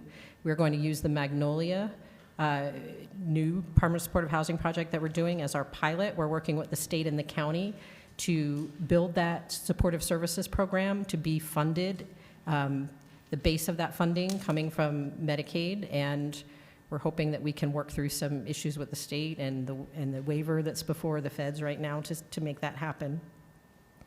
Another area is, you heard Chief Brown talk about what was happening on the streets. We had for a couple of years a street engagement team that was very targeted toward the Rio Grande area and in partnership with Volunteers of America, and we unfortunately lost the funding for that program, but we see, especially now with the enhanced services of the social workers in the police department and the outreach that the police is doing, that we would really like to rebuild a team that's focused on providing services in our area that can create what we call a by name list, so we know exactly who is staying outside, what their history is, what their needs are, what kind of resources we can try and connect them with, so we can be more targeted on what our goals are moving forward. Resources to provide more housing-related and behavioral services for people in shelter. I mean, we, as Matt said, had over 900 people in our shelters last night, and we don't have, Medicaid is not a good resource to provide those services in shelter, because you have to get clients and individuals qualified and eligible and approved for Medicaid services, and the nature of the way things work in the shelter, if you have to do all that, the person's gone and you've lost your opportunity. We talked about housing location services. That's another area we can enhance, rapid rehousing. We do have housing locators that work with landlords. We could shorten the time that people are in shelter if we had more resources to bring more landlords on board and to even just help families drive around. When you got a baby and a little one, to drive around and look at apartments can be a real challenge. And we do that to the best that we can with the resources we have now. Michelle? That's another area we could expand on. Michelle? Yeah. You said that there were about 8 landlords that you no longer work with, approximately, right? Yes. On that same note, how many landlords have you built new relationships with in the last 1 or 2 or 3 years? Do you Well, have any- last year, we worked with 500 different landlords during the course of 1 year. How many new we bring on each year? I don't have that number, but I could find that out. Are you actively looking for new landlords? Is there somebody on your team that's going out trying to build those relationships? There is. Okay. We have 3 people that work in some shape around landlords and working with clients and leases. Uh-huh. And quickly, do you place people in hotels or motels? We do not. Our funding wouldn't pay for that Yeah, I with the didn't funding think so. restrictions. And that's not a permanent solution, and we're focused on permanent housing. So would you say 1 month, because you don't track them after they're placed through the rapid rehousing program, is 1 month permanent in your eyes? The permanent piece of it is that they're in an apartment where they don't have to leave. Okay. That's when we're saying permanent. We want to put them in a place where they have a lease or they're living in a place where they can stay indefinitely, not a motel, which is short-term, not transitional housing, which is short-term and then they have to move on somewhere else, but somewhere they could stabilize and stay as long as they want to. That's what we consider permanent housing. Okay. And whatever falls within those parameters. Okay, just a few more things. Single women. We've seen a big increase in single women in shelter. We need more services geared towards single women in our facility. We're looking forward to with the support of the council, with a new shelter that's geared towards single women only, because we believe that will create a safer atmosphere, as well as we'll really be able to, as a community, target the services that those women need. In the meantime, we have a lot of single women in the shelter, and we have very little support we're able to provide to them right now compared to their level of need. We can certainly talk more about that. Okay. What can the city do to collaborate with your organization? We are working with the city, as I mentioned, on housing inspections and improving and collaborating with the code enforcement on housing inspections. The city can work with us more to identify affordable vacancies that are appropriate for the people coming out of homelessness. We are working, and we would like to partner with the city on a fact sheet for landlords about how landlords can help be part of this ending homelessness for individuals and families, and what the benefit to them is of working with our different types of housing programs that we have in our community. We look to the home funds and the city trust funds, which Mike Ackerlow mentioned earlier. Those are great resources. We could use those funds for rental assistance, for rapid rehousing, or in another way. We want to make sure that we are expanding employment opportunities. The city does have some partnerships with Advantage Services and others who are providing employment opportunities. The city also has a lot of jobs that they have within the city realm, and so the more we can target those jobs, the more resources we have to refer people to employment. We think it would be good to do a current point in time count of unsheltered individuals. We do a point in time count at the end of January every year statewide, but we have all noticed and seen a lot more camping, not just in the Rio Grande area, but throughout the county. We'd like to get a good handle on the number of people who are not sleeping in shelter, because all we know is who does come in at night. We don't really know what that unmet need is, especially while the weather's warmer. Incentives to landlords to create more deeply affordable housing, such as those identified by hand, rehabbing existing small multifamily units and keeping them affordable. Our Wendell Apartments is a really good example of that. We think that's a really a more cost-efficient way and a way to keep that housing affordable that we need. 2 more things. Okay, 3 more things. Day center and shelter for people who are under the influence. So a lot of what we see around the Rio Grande Street is people who have substance use disorders, as Chief Brown mentioned. We don't have a place where they can come in and we get services, but not be kicked out because they're under the influence. We have the VOA detox program, which is great, often full. Our Vinnie's Overflow program that we run at the same as the DePaul Center in the wintertime for single men who are under the influence, we're limited. We get in there after dinner served, and we have to be out by 7 in the morning so they can get ready for lunch. That doesn't really give us the opportunity to provide services and engage with that incredibly vulnerable and needy population. So if we had a place that we could let people stay, we would have more opportunity to engage with them. The two other things that are related to the great work we're doing with the housing authorities is a homeless preference in HUD multifamily housing developments, and a preference or set aside of Section 8 vouchers for families or individuals who have been homeless, are working through the rapid rehousing program, and who we have identified as needing a long-term voucher. The City Housing Authority has started a little pilot of about 6 vouchers that we're doing, where we're moving families off of Shelter Plus Care, which is a supportive services voucher, onto Section 8. Other communities have used this as a tool to help create more housing opportunities for families and individuals leaving homelessness. Okay, I'm going to wrap it up there. Thank you. Questions for either Matt or Michelle? Mr. Chair. Yes. I want to thank you both for coming today, and also for sitting down with me a few weeks ago, and we had a nice, really healthy chat about a few concerns. In particular, my big concerns a few weeks ago were the rapid rehousing program. And as you know, I witnessed firsthand some really disheartening situations for some of the clients that were placed in housing through the road home. And I recognize that you have a lot of work in your hands right now, and it's a difficult challenge to try and find stable housing for the clients that you serve.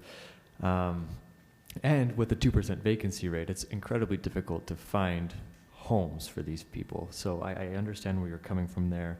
But my question to you is, you mentioned that you do inspections for each home. And I assume you keep inspection reports on hand. And I wonder, would you be open to an independent audit of those reports? Would that be something that you'd be willing to entertain? I'm curious about the history of these reports and how frequently they're followed up on. Seeing bed bugs and thermostats that don't work, and some pretty desperate situation in some of these homes was hard for me to stomach personally. And so my question is that something that, do you do that on your own already? Is that something you'd like? Can the city help you with something like that? Well, we have audits from HUD, and so we would welcome your inquiry. We would, I think, be open to something like that, absolutely. But I'd like to have some ground rules for that.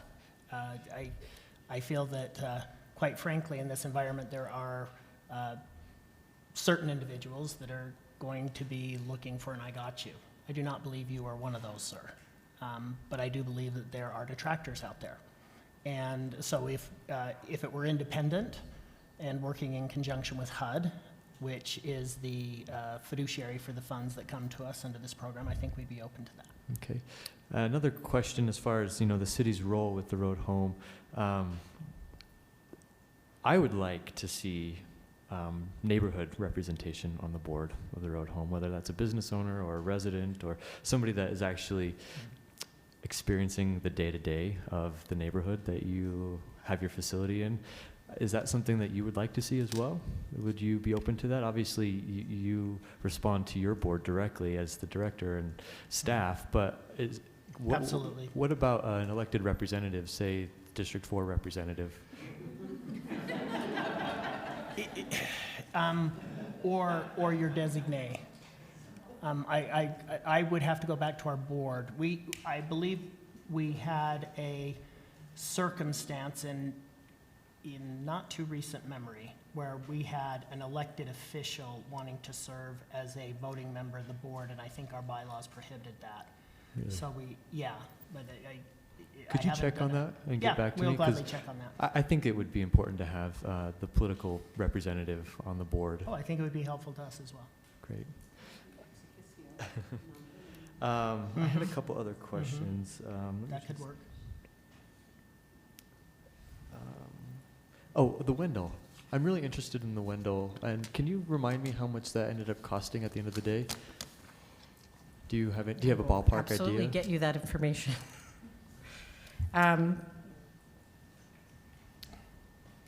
We acquired the building at no cost to us from the multi-ethnic corporation who was going defunct as a housing developer.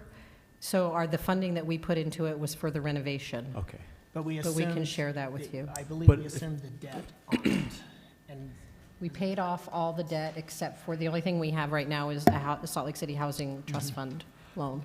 I'm just wondering, like as we're looking at building these new facilities, these new shelters for folks, when we met, you gave me this nice little graphic, which has been very helpful, and I've thought about it quite a bit since our meeting. But what stood out to me the most, and you know this very well, is that 11% stayed 6 months or more and consumed about 58% of the resources. Now, to me, that seems like a demographic that we ought to aggressively target and house as soon as possible. I assume that's what you're intending to do with this Pay for Success program with the county, or Absolutely. yeah, Assumption And the correct. Magnolia. in the Magnolia. And the Magnolia. And that's why having the research component to accompany it is something which we have not enjoyed in the past. We're very eager to see how this plays out. So if I'm reading this right, 11% of 900 would be approximately 100 people. The Magnolia is only 68, is that right? 65. So we might 65. need to find additional resources in order to hit that 11%, right? Oh, we're absolutely, we're going to. We definitely need, we don't, I wish we had the ability to say, the 65 people, we're going to pick you up out of the shelter and move you here. But with the way that the projects work in terms of applications and eligibility and priority based on vulnerability, it won't work out exactly like that. So there might be someone who's living on the streets and isn't a high shelter user, but has a higher level of vulnerability. There'll be a mix of that. Okay. Right? So it's not a one-to-one. And that 11%, if you look at a 5-year average, that 11% is about 525 people nightly in the shelter. So going back to your go big or go home, that's, forgive me, and I know we're out of time, but we have served about 23,000 people over the past 5 years, for whom, at our shelter, for whom we've provided 1.6 million nights of shelter. 958,000 nights of that shelter, 58%, are consumed by that 11% slice. Some of those individuals, a good number of those individuals, are going to need permanent supportive housing. Some are not, which is why Pay for Success is so critically important, but we do need more permanent supportive housing. So go big, 2,555 units of deeply affordable housing for individuals who are currently, or for the past 5 years in one fashion or another, have lived for quite some time in our shelter.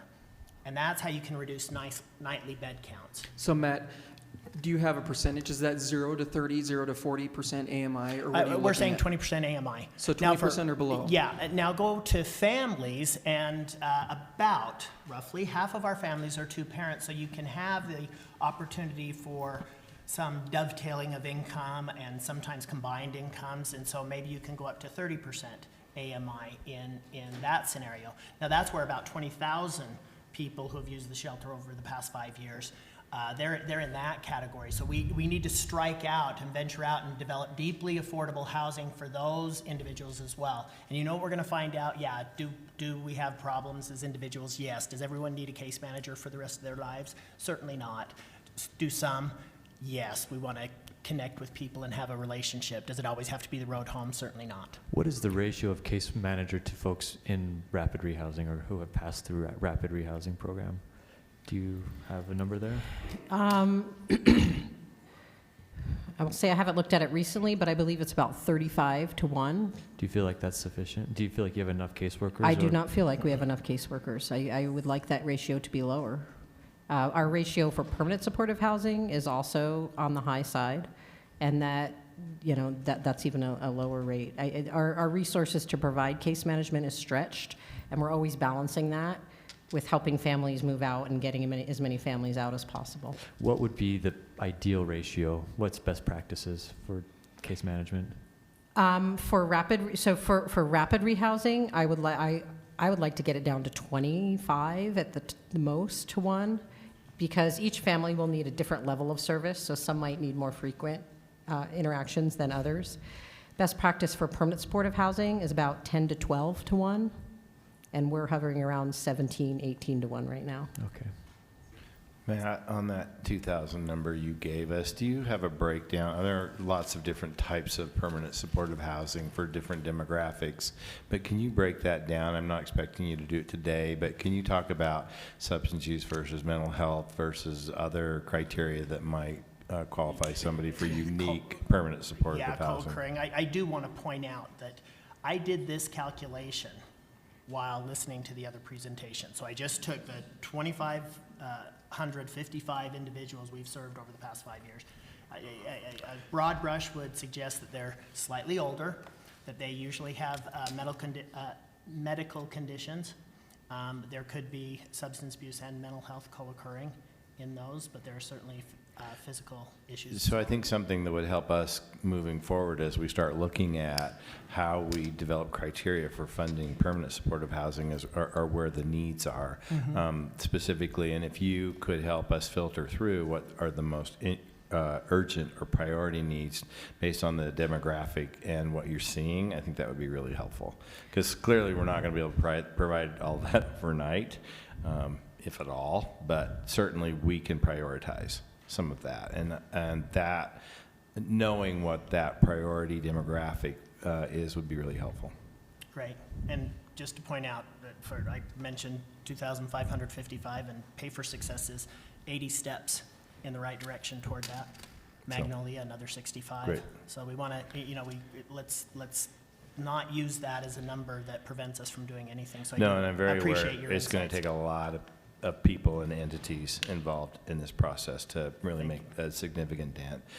Matt, something that comes up all the time, and I know you guys collect this information, where do your overnight homeless population, where does it come from? Vegas. Everyone thinks it comes from Vegas, and they get a bus ticket. Vegas is blaming us for I theirs. know, exactly. But what is your spread Majority on that? Utah. Percentage, do you know percentage? 80, 85%. From That's Utah. That's at And a all HMI. across the state. Isn't that accurate to say it's all across the state, every corner of the state? Thanks. All right, thank you very much. So we have Andrew, and I think that we'll end with Andrew. Thanks for being here. Thank you.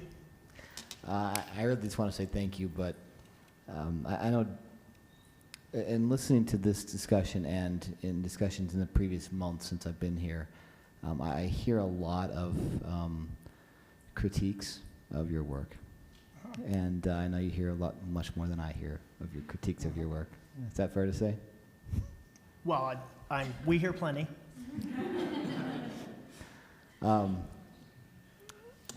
It's an unfair question, I understand, 'cause you don't know how many I hear. But I want to also, I know Derek's not doing this, but you're very correct in saying that there's a bright light on you right now, and I want to be clear to understand that from a social service perspective, all of us, and also myself personally, have been raised as a professional on a famine mentality.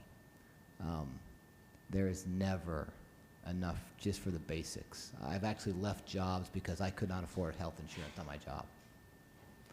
That's what we're talking about with these social service kind of agencies. And so we're trying to create a new system, right? And we're also still enforcing a double standard on social service agencies to say you need to run it on nothing. I want no overhead.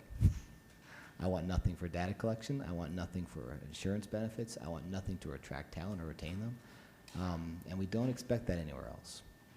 And so as we move forward in this, and I know the county's talked about this, and my council members here are very sensitive, I think. We have to also understand that we have never given you anything to do anything with. You brought up the point that your outreach workers are gone now. You lost the grant. The grant went away. This is what happens every 3 years in these programs. We lose funding and people get laid off, the people we're trying to keep down there. So as we move forward, I want to give thanks to you for sticking around as long as both of you have. Number one, it's not easy. Number two, I also want to get to a point of maybe cutting to the chase and saying that one of the foundational issues is we do not have enough housing subsidy. We don't have a floor for people. And we're going to target different levels, 20% AMI and so on, up the ladder through permanent supportive housing, housing complexes. But vouchers, and talking about this honestly, is that vouchers, having a floor so people do not keep falling through the cracks. As soon as you move out of your apartment and you lose it, you could be homeless again. We can't track them. We know this. But is that fair to say that vouchers or some subsidy is going to be the end game here, along with a lot more just housing? I think they go part and parcel, because there is a time when there is such great constraint on the housing market that currently exists. You can have a voucher in hand and not find a unit with which to use it. And for those who have waited so long to finally get to the front of the line and get that allocation, and to find that it's not going to work for them given the rent prices that our landlords are expecting, that's when that imbalance is its most painful. But when we have units out there to complement those, so that a developer who wants to strike forth and create some units can count on a subsidy coming in to say, okay, I can make this work. The reason Magnolia is going to work is we have tremendous help with our partnership with Cowboy Partners to help us develop it, one, but that the Salt Lake City Housing Authority has stepped up and said, we're in. And that cannot be understated. So when you have those two things, and it's still going to be tight, but we can make that happen. And without those vouchers, it doesn't happen. So to your point, yes. Okay. I do want to point out too about bright lights and such things. There is no one on our team saying, this is the best thing since sliced bread. There is so much about everything we do we hate. We used to serve people out of a celery warehouse. My God.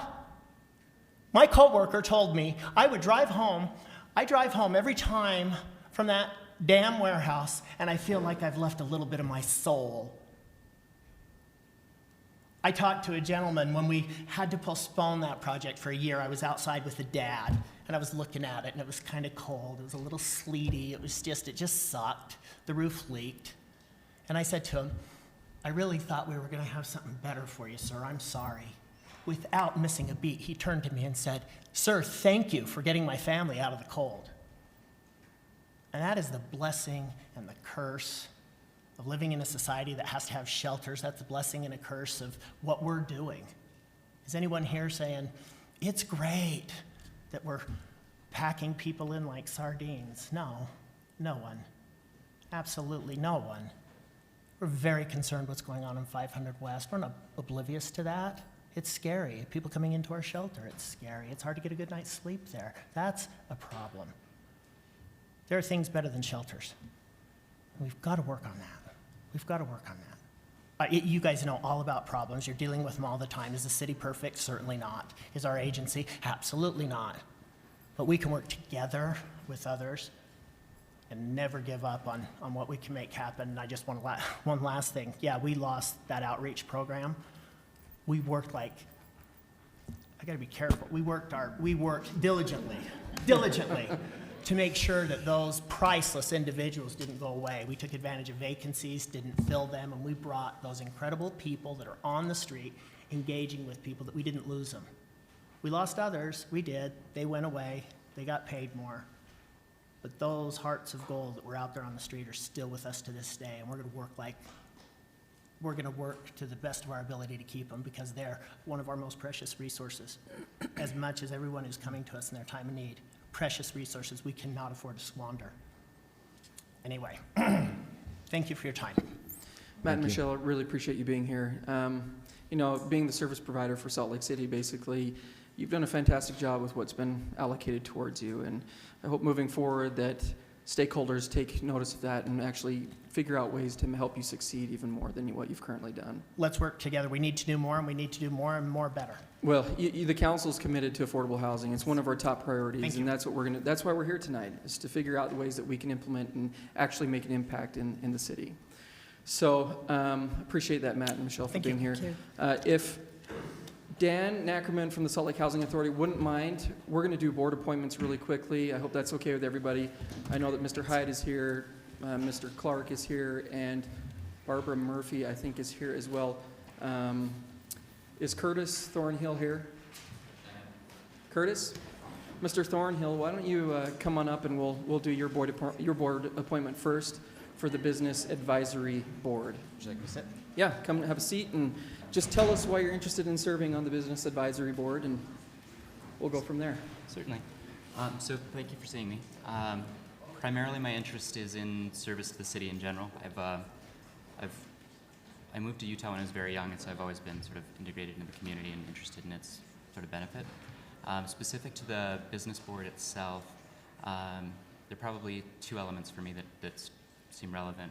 One, I think my background specifically is focused on B2B, so business-to-business programs, and so there is an opportunity, I think, in terms of how the city policies reflect against B2B companies versus consumer-based companies, which is a little bit more common in this area. And then I think the secondary element, most of my background in my professional career is focused on working with small and medium-sized businesses to help them be successful either in the context of e-commerce or in the context of general operations.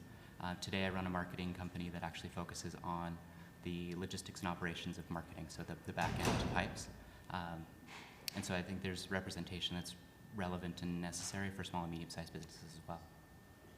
That's great. Questions for Mr. Thornhill? Aaron?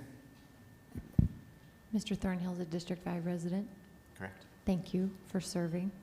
And I know that you have a lot of expertise and interest in the community beyond business and into dog parks and in other ways that are hot subjects and that we love to deal with dogs and bathrooms and other things around here. So I'm grateful for your willingness to volunteer in this capacity, and just wanted to thank you for that.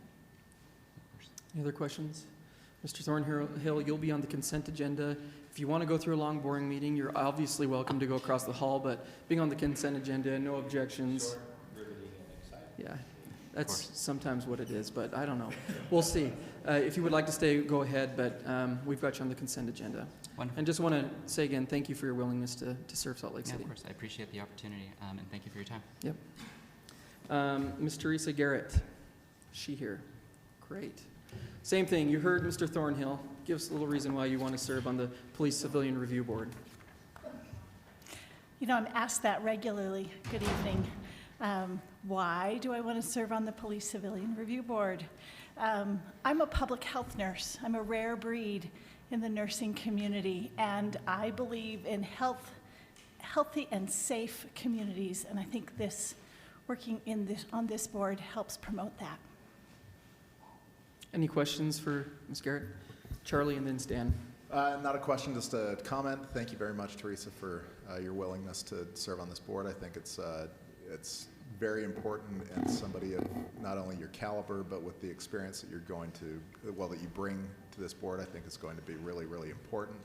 And I look forward to you providing a very valuable voice on that committee. So thank you. Wish my mother was here too. Stan. Teresa, this is my opportunity to sort of get even, but I'm not going to take that opportunity.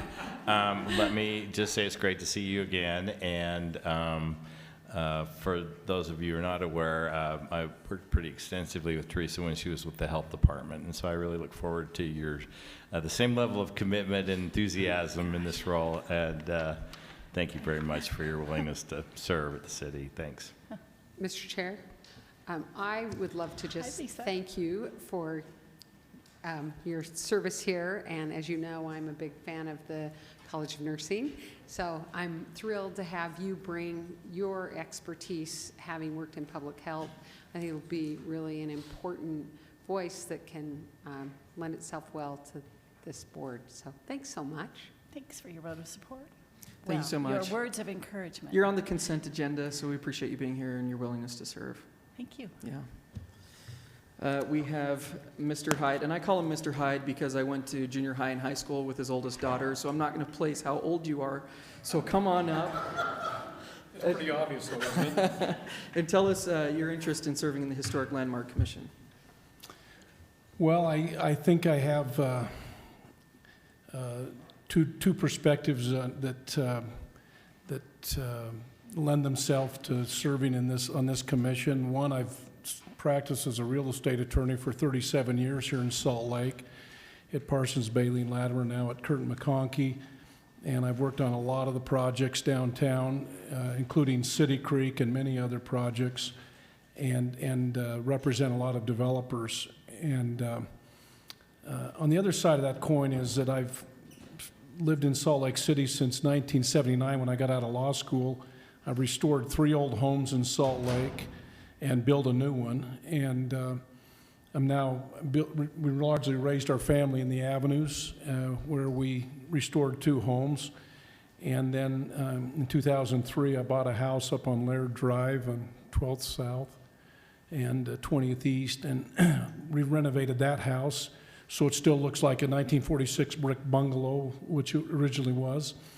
But around us, in the last, just this year, I can walk a block from my house and find 6 or 7 houses that have been scraped. And there are people that have done what we've done, and they're restoring the houses, but many people are not. And some of the scrape jobs are good, and some of them aren't, in my opinion, in terms of what they build in replacement. Doesn't really fit the neighborhood. So I have a lot of opinions about preserving housing. I know the Landmarks Committee may not reach my neighborhood, the commission may not reach my neighborhood, but I still have an interest in preserving things, as well as also representing the other side of, there's times when the economics or the structural integrity don't justify keeping things, and so I know there's a balance to be reached, and I think my experience would lend itself to making those decisions. Questions for Mr. Mr. Chair. Hyde? Yes. I've waited 26 years for this. His oldest daughter was one of our very best babysitters ever, so I can just say that we have known one another for a long time. Council members know that I ask this question of Historic Landmark Commission potential commissioners routinely, and it's giving you a for instance that maybe comes right out of law school, that when you're faced with a tough decision on this commission, you may have the situation where there is a property that has fallen into complete disrepair, but it is in a historic district, and it's a danger, it's being used as a drug house, whatever. How do you decide if you should let it be torn down and have someone build something that, like what you've done with your house, to make it look like it's fit in the neighborhood, without that being an incentive to an owner to let their property fall into such bad disrepair that they can tear it down? So how do you keep it from being a disincentive if you let them tear something down? Unfortunately, it seems like, the commission's in a tough position to maybe get to it too late in the game, that's already happened. I would, the test for me would be whether somebody would do it. Would somebody spend the money to renovate it and preserve it?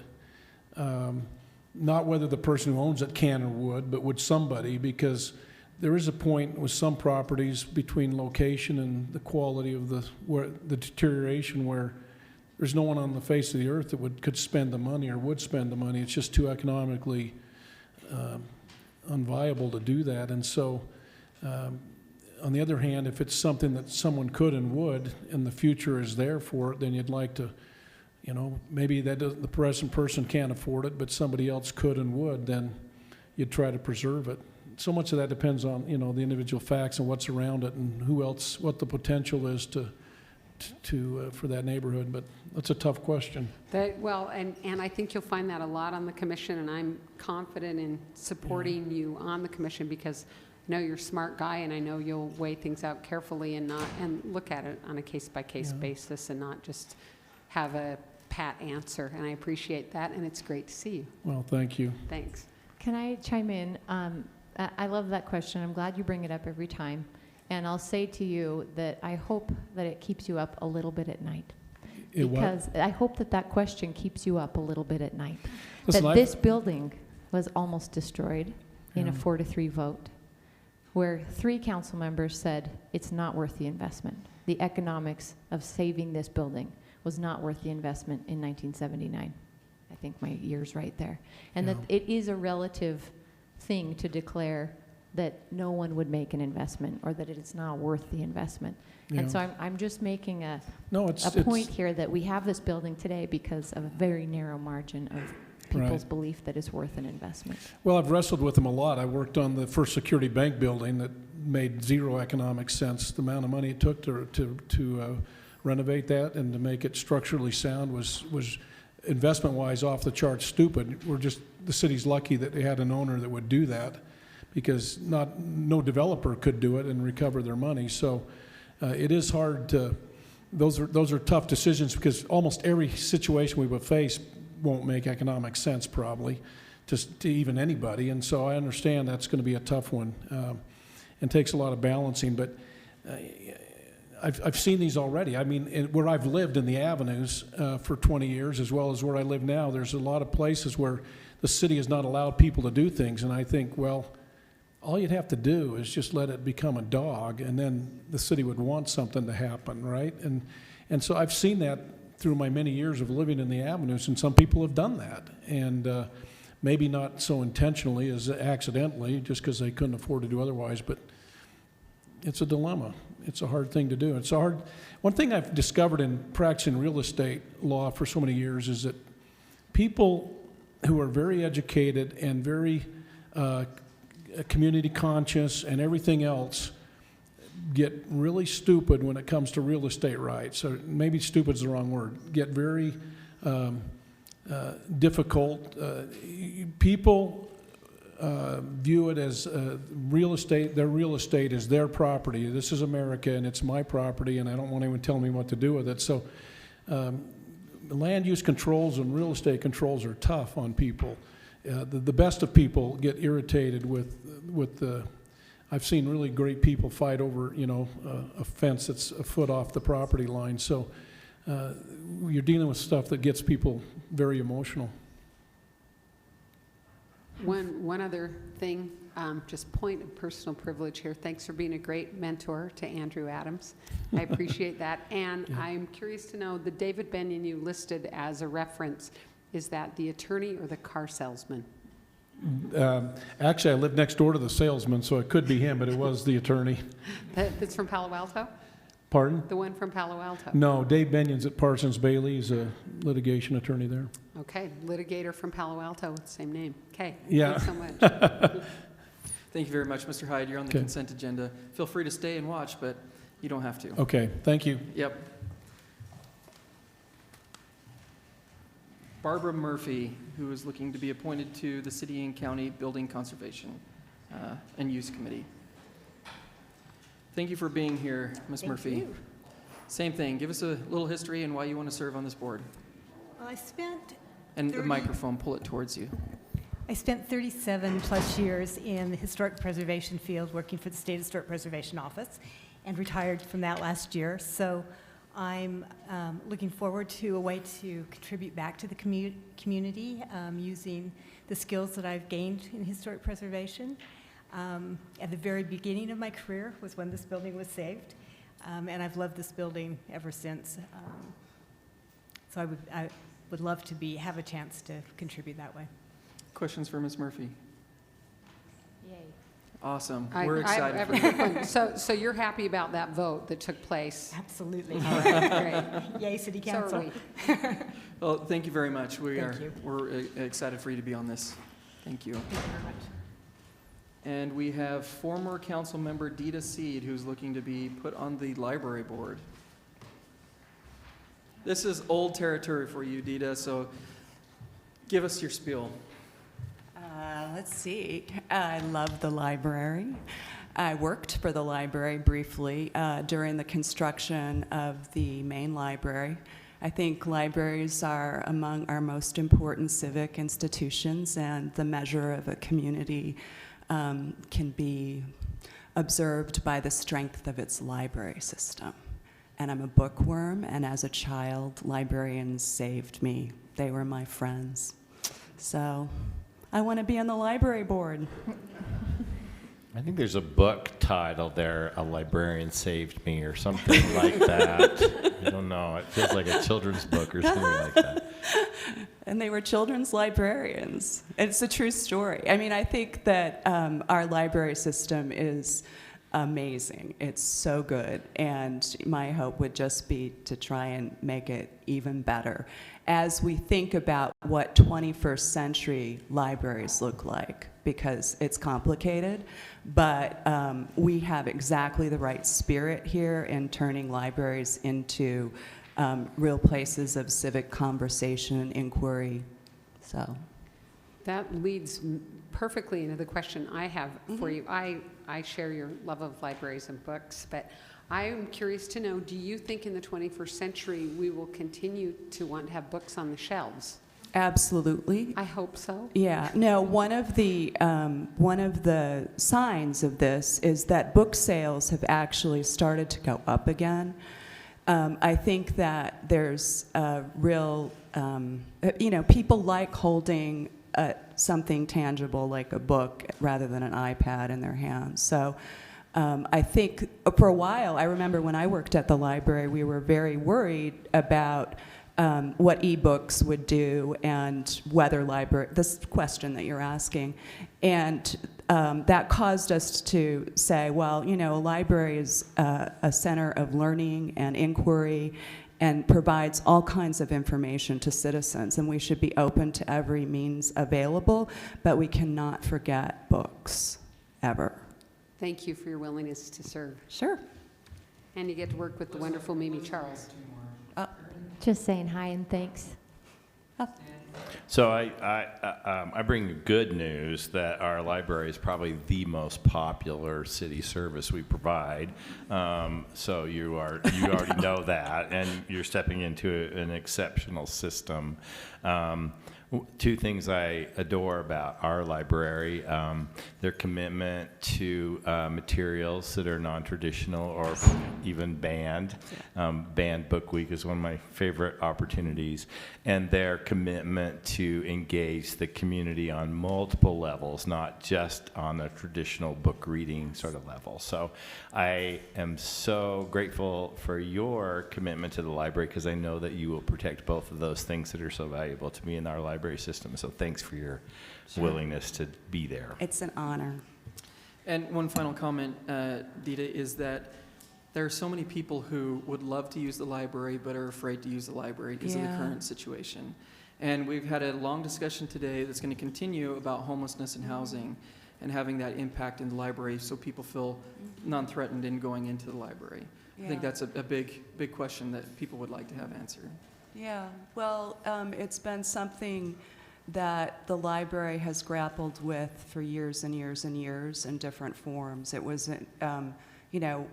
libraries need to be open to everybody, and how do you do that in a way that helps everybody feel safe and welcome? And I think that should be our goal. Right. So you're on the, I don't even need to explain anything to you, Dita. Thanks for your willingness to serve. We appreciate it. Thank you. Yeah. You are doing a wonderful job. It makes me so excited to read about the progressive things the city council is doing. I'm proud to be a citizen of the city. Well, thank you. And last but not least, we have Weston Clark, who is looking to be appointed to the Planning Commission. All right, Weston, you're in the hot seat now. All right. Tell us why you want to serve on the Planning Commission. Simple answer is I love this city a lot, like I'm sure all of you do. I was a high school teacher for 3 years, and I got burnt out, and I left. And I decided at that point I had the luxury of being able to pursue just whatever passion I had. And I went and got a degree in urban planning, and I haven't done anything with it professionally, but I love it. I love the built environment. I love what it can do for our future, for the environment, for our kids, and it's incredibly important to me, and I would love to be a part of that component of the city. Questions for Weston? Everyone knows who you are, Weston. It's an easy appointment, right? Thank you, Weston, for being willing to serve. I think you're going to be brilliant on the Planning Commission, so that's a given, but thank you for being willing to spend your time. Thanks.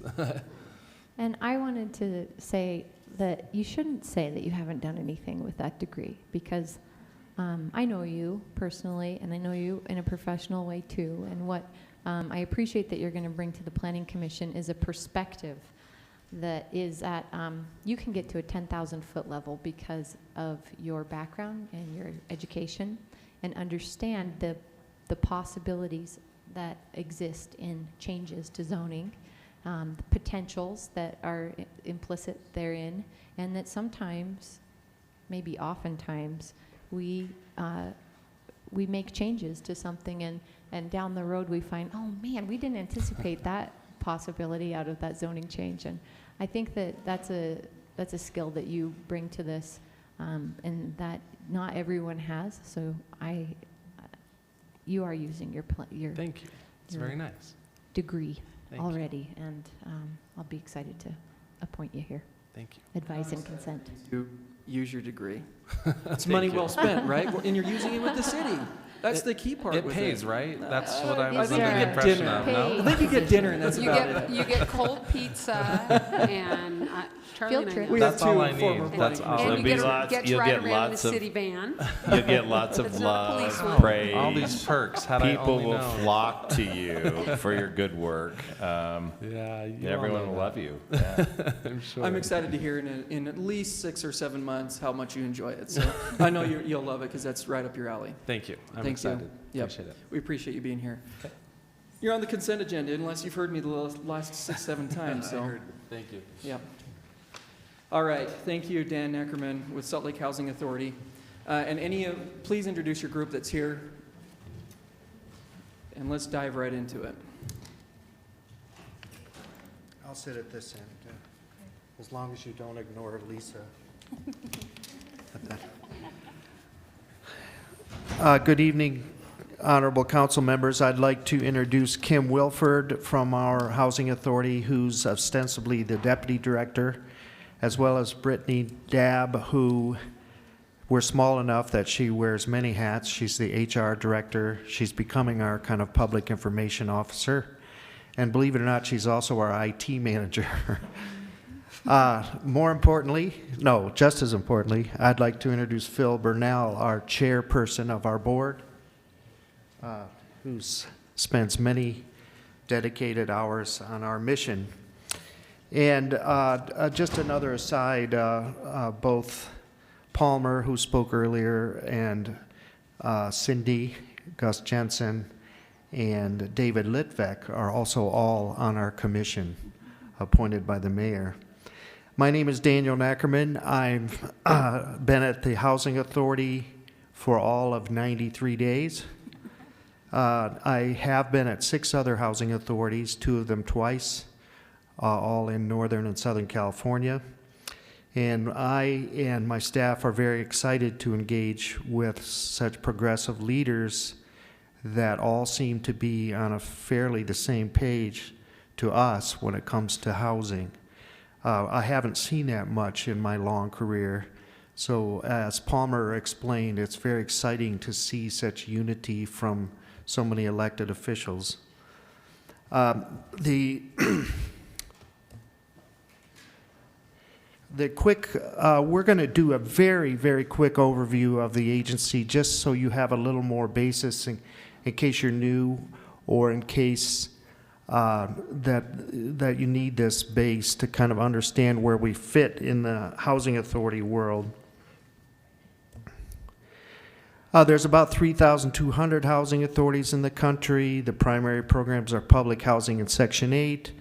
We, as a housing authority, house over 9,000 people in the valley every day, all day. 1,600 direct units and 2,700 housing choice voucher units. We are somewhat arm's length from the city, although, again, the mayor appoints all of our commissioners. We have a $36 million budget, about $7.6 million in reserve. HUD does continue to underfund us year after year, as you've heard earlier today. We have about 109 employees right now. It's important to know we have all of our own kind of systems, business systems, whether it's IT or finance or HR. We have some key program areas that I'll go through in a minute. And one thing I want to say with somewhat of a national perspective of housing authorities, this housing authority is somewhat unusual, which is one of the reasons I'm here, in doing a fair amount of real estate development and also really being responsive on homeless issues compared to many other housing authorities. Affordable housing was the first thing we were asked to talk about. That is actually exactly what we do. It's really the only thing we do. So we have kind of segments of affordable housing. One is public housing. One is housing choice vouchers, which used to be known as Section 8. We have non-HUD and tax credit housing, and we have special needs and hard-to-house housing. That's kind of our own term. Some quick examples. Rendon Terrace is a public housing owned and managed by us, along with HUD on the title. Coming soon, you may have seen this under construction, 9th East Lofts. Can I interrupt you for just a second? Sure. LIHTC. Oh, low-income housing tax credits. That's kind of when people say 4%, or I'm sorry, 9% and sometimes 4%. The city and the redevelopment agency helped us a lot with this property that's under construction, the 9th Street Lofts. I'm so new, I do know the address system somewhat. Everybody tells me it's easy. I'm convinced I have a learning disability with regard to that. But this is on 400 South and 9th East. And these are just representative samples. We have many more properties than I'm going to blow through here. This recently opened 112 units of senior apartments on Southwest Temple right next to our offices. We also, as Michael talked about, we have kind of small properties as well. We kind of fill some of that middle gap. This is an 8-unit property, Fault Line. Where is that exactly? I'm glad you asked. It's on 1025 East, 400 South. Okay, that's what I was guessing. Locals So may far. call it 4th South just to confuse me as a newcomer. But you're doing really well. with Oh, that. thank you. And let me assure And you, you one have- day it'll just happen. It's almost and there. You'll go, oh, that's how it works. And they did explain to you why it's called fault line, because that is where the fault line is. Well, yeah, in California, we don't build on those anymore. Oh, it's safer there than out where you get liquefaction. These guys, God's truth, they make me pay a quarter every time I say California, so I'm starting We to... make you pay if you Yes, say it does. nimble also. Yes. Taylor Springs, not too long ago, completed development again on West Temple. And then this is important. This is a map of all of our properties, and this kind of east side, west side debate is interesting because, as you can see, we have quite a balance of properties on the east side and the west side. And this is a list that you may not be able to read from there, but these are really all our properties that are owned, whether they're affordable, whether they're project-based Section 8, whether they're homeless assistance, etc. The next, we were asked to talk about homeless response.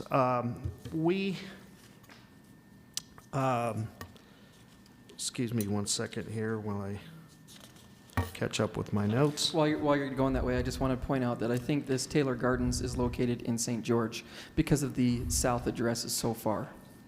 179182110 South. It was Just to incorrect. confuse me. Yes, I'm just to confuse you. We're not allowed to build in St. George. By the way, there's two senior HUD level officials here today as well, Kelly Jorgensen and Michelle Hutchins, who help us fund these. And on our homeless response is a term I made up about 10 years ago. It describes kind of the variety and complexity of some of the reactions and resources you've heard about today, whether it's street level intervention, shelters, health initiatives, drug, alcohol rehab, permanent supportive housing, housing first. Most housing authorities are really not funded for a lot of that. Those are usually handled by counties and cities through state and federal funding. However, this housing authority is one of the U.S. leaders, and it really is. If you go to Washington, D.C., people know about the Salt Lake City Housing Authority, as well as Salt Lake County, by the way. They're hand in hand with us. But the two responses that we have, some are programs and some are properties, and I'll just quickly rip through those. The VASH is a new veterans program that's been around for 10 or 12 years, really increasing in funding every year and helping us house permanently homeless veterans. Shelter Plus Care for disabled and homeless. HOPWA, an unfortunate HUD term, housing opportunities for people with AIDS. FUP, another unfortunate HUD term, FUP, Family Unification Program. PBVs, you've heard that term bantered around.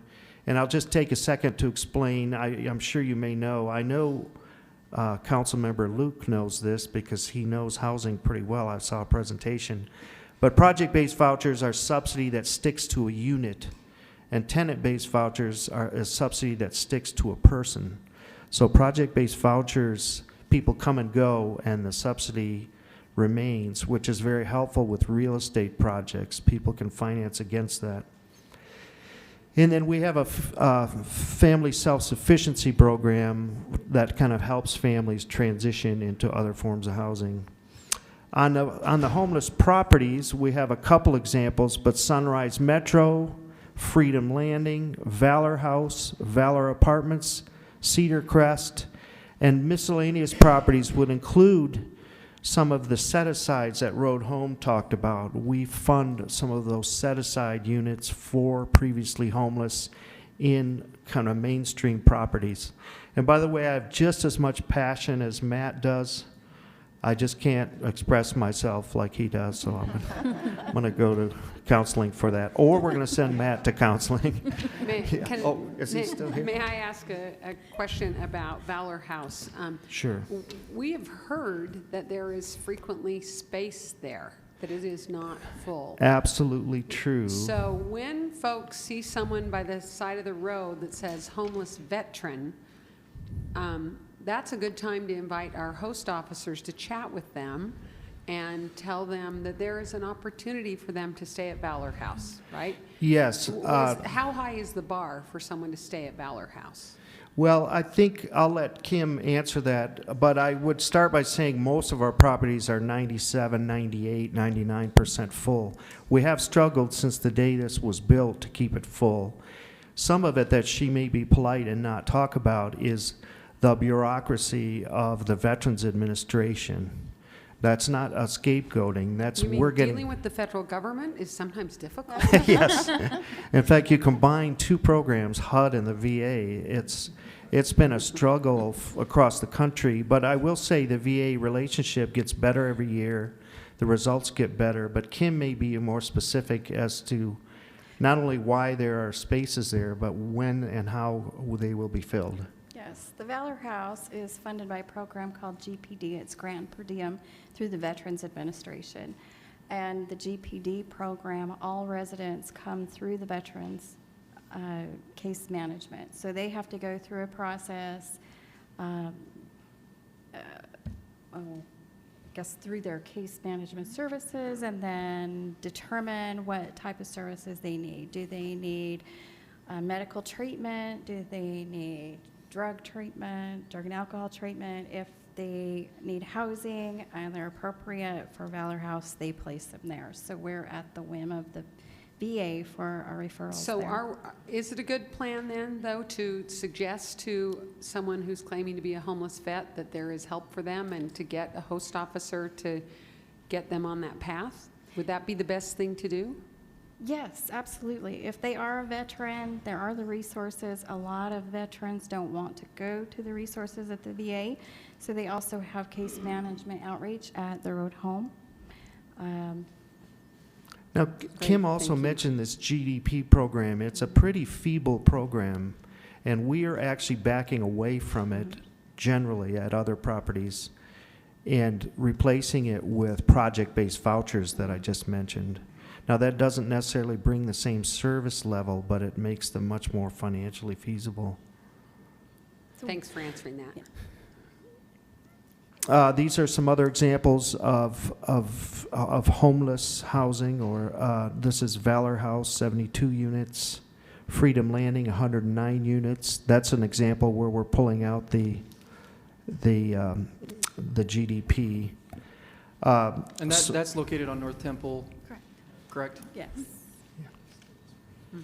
One of the things you asked here was what's working and what's not working.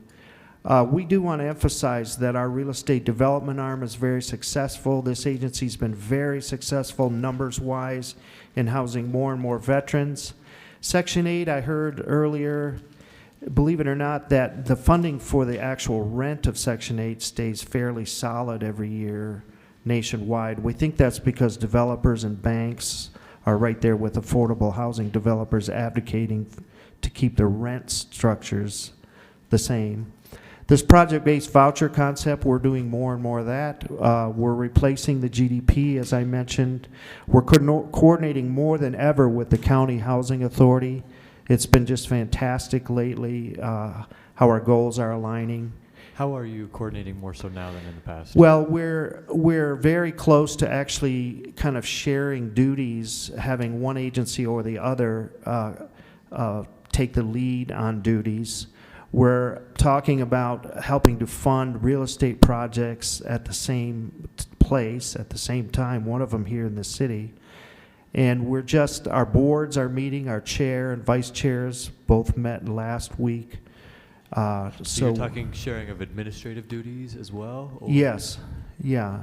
I think some of the early works will be, as an example, we're going to strongly suggest one management company for a public housing site right next to the county facility. We're probably going to suggest joint waiting list management. We're probably going to suggest joint rent structures so it's not confusing to landlords. By joint waiting list management, you mean Section 8 waiting list? Yes, at the very least, Section 8 waiting list. And how would that look like in your eyes preliminarily? Well, at least a kind of a single point of access like we do with homeless programs now, so that it's more customer friendly. And we, by the way, in Section 8, this housing authority from the city houses people throughout the county, right, and vice versa. The county houses people in the city. So do you imagine that you would maybe contract with the county to administer the Section 8 vouchers on behalf of the city's housing authority, or? We haven't decided that at all. That would be a recommendation in the future. And the same with management of City Plaza, a big 50-year-old public housing development with lots of physical needs. I have a quick follow-up question. It's separate but sort of related. Do you pair Section 8 vouchers with projects that you own and operate? Yes, we do. It's very effective.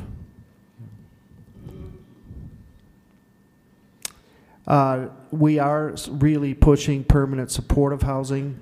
Again, housing authorities, well, this housing authority as well as others, aren't usually very involved in shelters or in short-term housing, but they're very involved in longer-term permanent supportive housing for obvious reasons. As the solution to homelessness becomes housing first, that means kind of the bricks and mortar housing gets closer to that solution.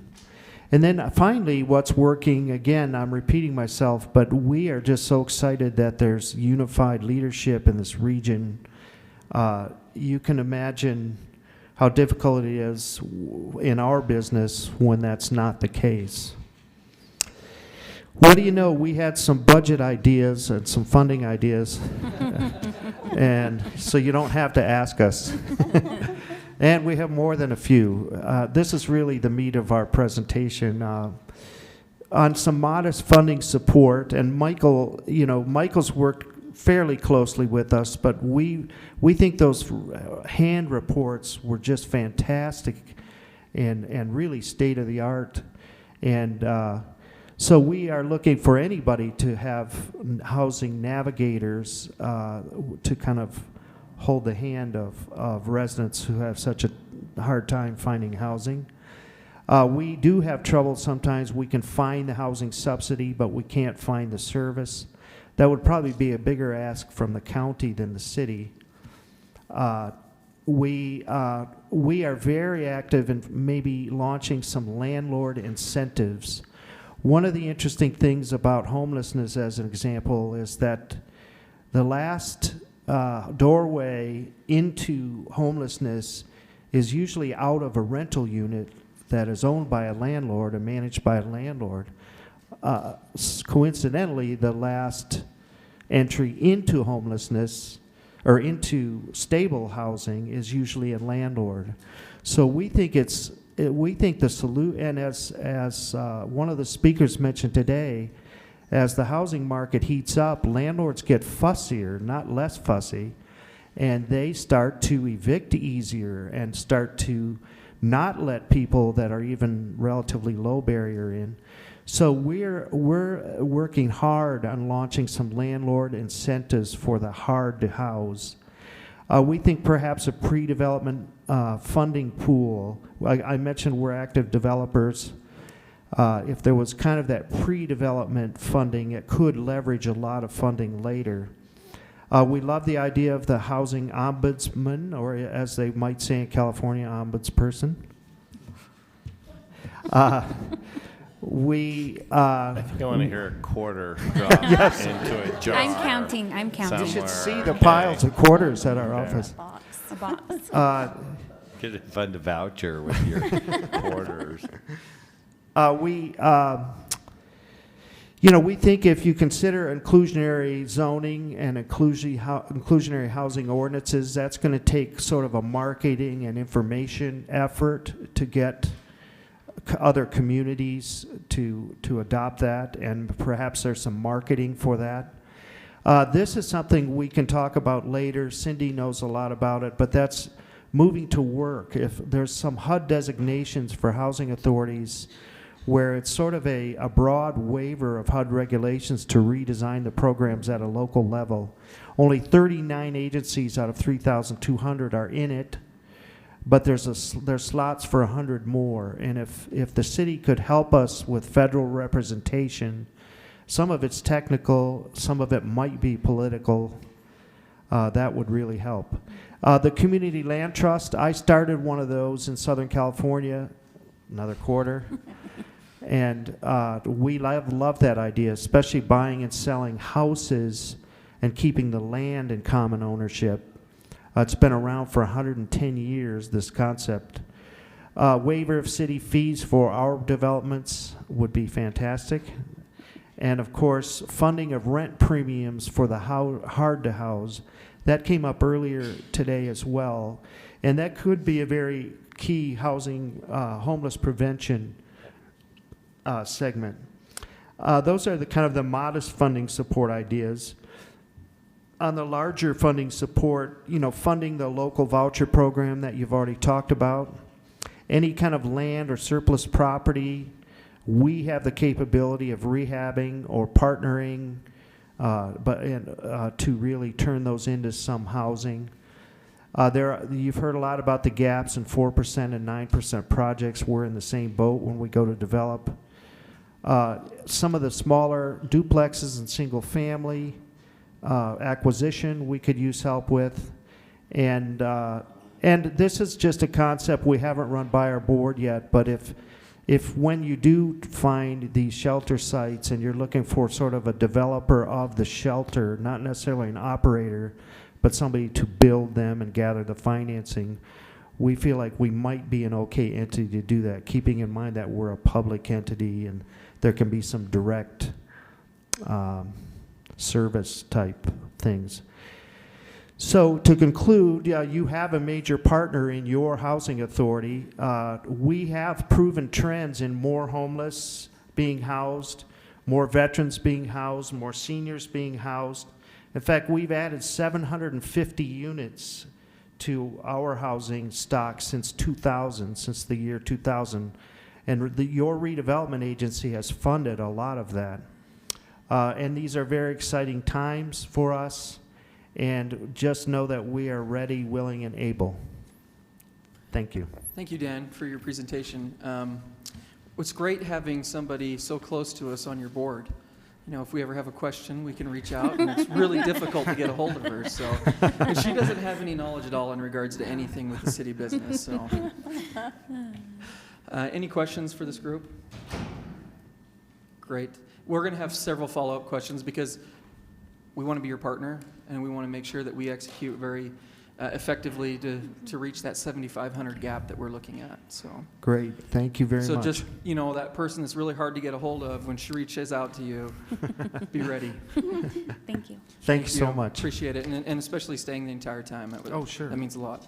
Sure. Thank you. Thank you. All right, council members, we're going to bump the item number 7, but that is it until 7 o'clock. So we have 15 minutes to get a bite to eat and then make our way across the hall.